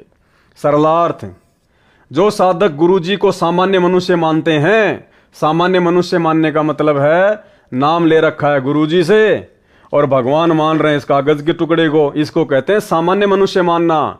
वे व्यक्ति अंधे, तत्व ज्ञान नेत्रहीन हैं, बिल्कुल मूर्ख हैं, मूढ़ हैं, नाम लेकर भी गधे हैं। उनको भक्ति का कोई लाभ नहीं मिलता, जिस कारण से इस संसार में भी दुखी रहेंगे तथा फिर यमराज के नरक का भी कष्ट भोगना पड़ेगा। मरने के बाद में, भक्ति करते करते भी मरने के बाद में नरक में जाना पड़ेगा। तो भाई और बहनों, क्यों आफत मोल ले रहे हो? सीधा सीधा परमात्मा धरती पर प्रकट है, समझाने में बताने में कोई कसर नहीं छोड़ रखी है, और तुम अपनी मूर्खता में इस कागज के टुकड़े को भगवान मान के पूज रहे हो, प्रकट दिवस मना रहे हो, बड़े बड़े पोस्टर लगा रखे हैं आश्रमों में। अरे भैया, गुरु जी का परिवार पार नहीं करेगा। गुरु जी के बेटा बेटी, ये कोऑर्डिनेटर तुम्हारी नैया पार नहीं लगाएंगे। इनकी खुद की नैया तो दलदल में धसी हुई है, दलदल में। ये सभी लोग आने वाले समय में रोएंगे, पछताएंगे और समय हाथ से निकल जाएगा। ये सभी लोग आने वाले समय में रोएंगे, पछताएंगे, लेकिन उस समय तक जब इनको ये बातें समझ में आएंगे ना, जो बातें वर्तमान में सत्सेवकों के आ चुकी हैं, ये बातें जब तक इनके समझ में आएंगी तब तक तो समय हाथ से निकल चुका होगा। और बाद में फिर परमात्मा कहते हैं कि अब पछताए क्या हो जब चिड़िया चुग गई खेत। अब भाई और बहनों, आज के इस वीडियो के अंत में आपको एक छोटी सी ऑडियो सुनाएंगे, जो कि सतगुरु रामपाल जी परमेश्वर जी ने अपने मुख कमल से बोली है। और ये कोई सामान्य ऑडियो नहीं है। वर्तमान में हिसार जेल से जो 1-1 घंटे के सत्संग आ रहे हैं, और हाल फिलहाल जो सबसे लेटेस्ट ऑडियो आई है, ऑडियो नंबर 44, विशेष संदेश नंबर 44। इस संदेश में परमात्मा ने बिल्कुल खुलकर कह दिया। क्या कह दिया? कि मैं कौन हूं, तुम्हारा गुरु कौन है, परमात्मा कौन है, कबीर कौन है। यानी जिन लोगों की आंखें बंद हैं, उनकी आंखें खोलने के लिए परमेश्वर ने संकेत किया, और जिनकी आंखें खुल चुकी हैं, उनके विश्वास को और अधिक दृढ़ बनाने के लिए परमात्मा ने संकेत किया। यानी सतलोक आश्रम मैनेजमेंट हरियाणा से जुड़े हुए 90% भाई बहनों की आंखें बंद हैं। तो इस ऑडियो के माध्यम से परमात्मा ने अपनी वास्तविक स्थिति को समझाते हुए उनकी तो आंखें खोलने का प्रयास किया है। और जो हम सत्सेवक भाई बहन परमेश्वर को परमेश्वर मान चुके हैं, गुरु को भगवान मान चुके हैं, परमात्मा ने हमारे विश्वास को और अधिक दृढ़ करने के लिए उस ऑडियो में संकेत किया है। और संकेत परमात्मा ने एक एग्जाम्पल दिया है, जैसे बच्चे बचपन में गेम खेला करते थे, छुपन छुपाई का, छुप जाया करते थे, फिर एक उनको ढूंढा करता था। क्यों, पहले कोई मोबाइल तो थे नहीं, वीडियो गेम तो थे नहीं, बच्चे ऐसे गेम खेला करते थे। तो जैसे बच्चे आपस में इकट्ठे होके और छुप जाया करते थे, और एक बच्चा फिर उनको ढूंढता था, और सबसे पहले जिसको ढूंढता था फिर अगली बार फिर वो ढूंढा करता था। तो ऐसे गेम खेला करते थे। तो एक आध बच्चे ऐसे होते थे, वो ऐसी जगह छुप जाया करते थे जो उनको ढूंढना बड़ा मुश्किल होता था। अब जिसका नंबर था ढूंढने का, वो आवाज लगाता फिर कि रे भाई, और तो मैंने सबको ढूंढ लिया, तू कहां छुपा हुआ है। तो फिर उधर से आवाज आती, वो छुपा हुआ बच्चा जो मिल नहीं रहा, वो बच्चा क्या आवाज लगाता, जैसा कि सतगुरु रामपाल जी भगवान ने इस ऑडियो में कहा है, ना मिलूं ना मिलूं, कोण में खड़ा हूं दरवाजे के पीछे और ना मिलूं। यानी वो बच्चा भोलेपन में अपना एड्रेस भी बता रहा है। क्या कह रहा है, कोण में खड़ा हूं दरवाजे के पीछे, कोण में यानी एक कोने में खड़ा हूं दरवाजे के पीछे, और ना मिलूं ना मिलूं, यानी वो बच्चा अपना एड्रेस भी बता रहा है कि कोण में खड़ा हूं दरवाजे के पीछे, और ना मिलूं ना मिलूं, नहीं मिलूंगा तेरे को। तो बताओ फिर मिलेगा नहीं क्या? जो बच्चा ये कह रहा है कि भाई मैं कोण में खड़ा हूं दरवाजे के पीछे और ना मिलूं तेरे को, नहीं मिलूं, तो क्या मिलेगा नहीं? अगर इसमें जरा भी बुद्धि होगी, अगर इसमें जरा भी कॉमन सेंस होगी, तो ये शब्द सुनकर इस बच्चे के द्वारा कि ना मिलूं ना मिलूं, कोण में खड़ा हूं दरवाजे के पीछे और ना मिलूं, जो अपना एड्रेस भी बता रहा है कि मैं कहां खड़ा हुआ हूं, तो ये बच्चा यदि होश में होगा तो ये बच्चा तुरंत संकेत को समझ जाएगा कि हां वो दरवाजे के पीछे कोने में खड़ा हुआ है, और तुरंत जाके उसको पकड़ लेगा। तो सतगुरु रामपाल जी परमेश्वर जी ने हर प्रकार से अपनी वास्तविक स्थिति को कि तुम्हारा गुरु संत रामपाल ही भगवान है, परमात्मा है, अनेक सत्संगों के माध्यम से, अनेक वाणियों के माध्यम से, अनेक प्रमाणों के माध्यम से आज वर्तमान में हम नादान संगत वालों को, हम उनके बच्चों को उन्होंने बिल्कुल जो है वो क्लियर कर दिया कि मैं ही परमात्मा हूं, मैं संत रामपाल ही भगवान हूं, मैं ही जो है वो कबीर हूं। और फिर बीच बीच में छुपा भी जाते हैं कि ना मिलूं ना मिलूं, क्या कहकर कि मेरे को तो उस परमात्मा ने भेजा है, मैं तो उस परमात्मा का दास हूं, मैं तो उस परमात्मा का प्रतिनिधि हूं। यानी गुरुजी ने सत्संगों में हर प्रकार से अपने आप को स्पष्ट भी कर दिया कि और कोई कबीर नहीं है, कोई भगवान नहीं है, तुम्हारा गुरु स्वयं ही परमात्मा है, और गुरु को परमात्मा मानने से तुम्हारा मोक्ष होगा, नहीं तो कुत्ते की योनि में जाओगे। तो परमेश्वर जी ने इस बच्चे की तरह, इस बच्चे का एग्जाम्पल देकर स्पष्ट भी कर दिया हम संगत वालों को कि ना मिलूं ना मिलूं, कोण में खड़ा हूं दरवाजे के पीछे और ना मिलूं। तो गुरुदेव ने हर प्रकार से स्पष्ट भी कर दिया। अरे लाखों ऐसे सुख, कोडियों को काया, बांझ को पुत्र, निर्धन को माया, रोगी को स्वस्थ शरीर, मुर्दों को जिंदा, हमारे 100 काम सार दिए परमात्मा ने। पहले हम लोग बर्बाद होके घूमा करते थे, अपने आप को पता नहीं क्या फन्ने खां समझते थे और पल्ले कुछ भी नहीं था। परमेश्वर ने शरण में लेकर ऋषि परिवार बना दिए, जीवन संवार दिया, और उसके बाद परमेश्वर ने सर्व धर्म शास्त्रों से किसी भी धर्म के किसी भी शास्त्र को नहीं छोड़ा। वो अनमोल ज्ञान परमात्मा ने वो निष्कर्ष निकाल के दे दिया। वेदों से अपने आप को भगवान साबित कर दिया, गीता जी से अपने आप को भगवान साबित कर दिया। हर प्रकार के लाखों सुख देकर जो परमेश्वर ही दे सकता है, हर प्रकार से हमारे को साबित कर दिया कि तुम्हारा गुरु ही भगवान है। और उन वाणियों के माध्यम से कि गुरु को मानुष जोग न कर चरणा अमृत को पान, ते नर नरक में जाएंगे जन्म जन्म बने समान। और स्पष्ट कह दिया कि गुरु को भगवान माने बिना मोक्ष नहीं हो सकता, सत्संग केवल परमात्मा ही कर सकता है। तो आज सत्संग कौन कर रहा है वर्तमान में? तत्वदर्शी संत की भूमिका केवल परमात्मा ही करता है। तो वर्तमान में संत रामपाल जी के रूप में तत्वदर्शी संत की भूमिका कौन कर रहा है? सत्संग केवल भगवान ही कर सकता है। तो सत्संग कौन कर रहा है वर्तमान में? तो भाई और बहनों, इतने संकेत देने के बाद भी यदि हम नहीं समझ पाएंगे कि हमारे गुरुजी ही परमात्मा है, तो भाई फिर धिक्कार है हमारे इस मनुष्य जीवन को और भक्ति करने को। जिस प्रकार ये सारे बच्चे मिलके खेल रहे हैं और तो सब इनको मिल गए, एक बच्चा इनको मिल नहीं रहा, तो ये पुकार रहा कि भाई कहां है कहां है, और वो कह रहा है कि ना मिलूं ना मिलूं, कोण में खड़ा हूं दरवाजे के पीछे, ना मिलूं। अगर ये बच्चा अगर होश में होगा तो इस बात को सुनकर कि कोण में खड़ा हूं दरवाजे के पीछे तुरंत जाके पकड़ लेगा। और मूर्ख होगा, अज्ञानी होगा, तो भाई उसी कागज की फोटो को, उसी कबीर की कागज की फोटो का प्रकट दिवस मनाता रहेगा, उसी कागज की फोटो को अपना भगवान मानता रहेगा और गुरु को मानुष मान के इसी प्रकार से जेरे कुएं में पड़ा रहेगा।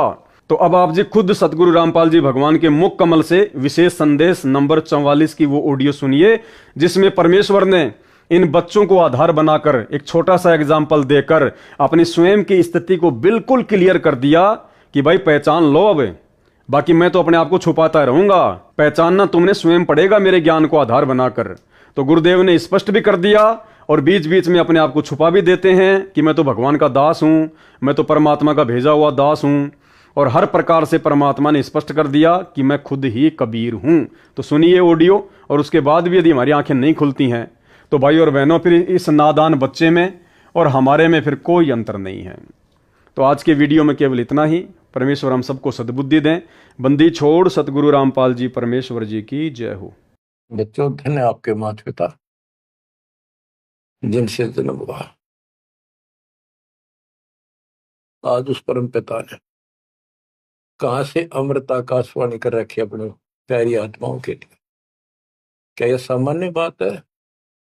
अरे इतना प्रत्यक्ष बचपन में बालक खेला करते, ना पाऊं ना पाऊं ना पाऊं, कोण में खड़ा हूं कुआड़ के पाछे, नो कभी क्लियर कर रखा, अब भी नहीं ढूंढ पाओगे। बच्चों, परमात्मा ने आपके ऊपर असीम रजा कर दी है, कति प्रत्यक्ष हो चुके हैं। काल की और दयाल की आमने सामने लड़ाई शुरू हो चुकी है। बात यही बिगड़ी थी कि हम उस परम पिता को सच्चे दिल से स्वीकार नहीं कर पाए, ये भगवान है। जब तक हम कभी हर प्रकार से 100% पतिव्रता पद पर नहीं आवांगे, इतने ऊपर नहीं जा सकते। बच्चों, तुम ऐसे समर्थ के शरण में हो और उस परमात्मा ने आपके लिए कष्ट उठाए। अब आप संभल जाओ, पहचान दो अपने भगवान ने, वो ना दुखी करो ज्यादा दाता को। अब आपको इतना योग्य बना दिया है, पढ़ा लिखा बना दिया है, आसानी से समझ सकते हो। परमात्मा आपको मोक्ष दे, आपका सद्बुद्धि दे, आप काल के जाल से निकलो और अपने घर जाओ। सत्साई।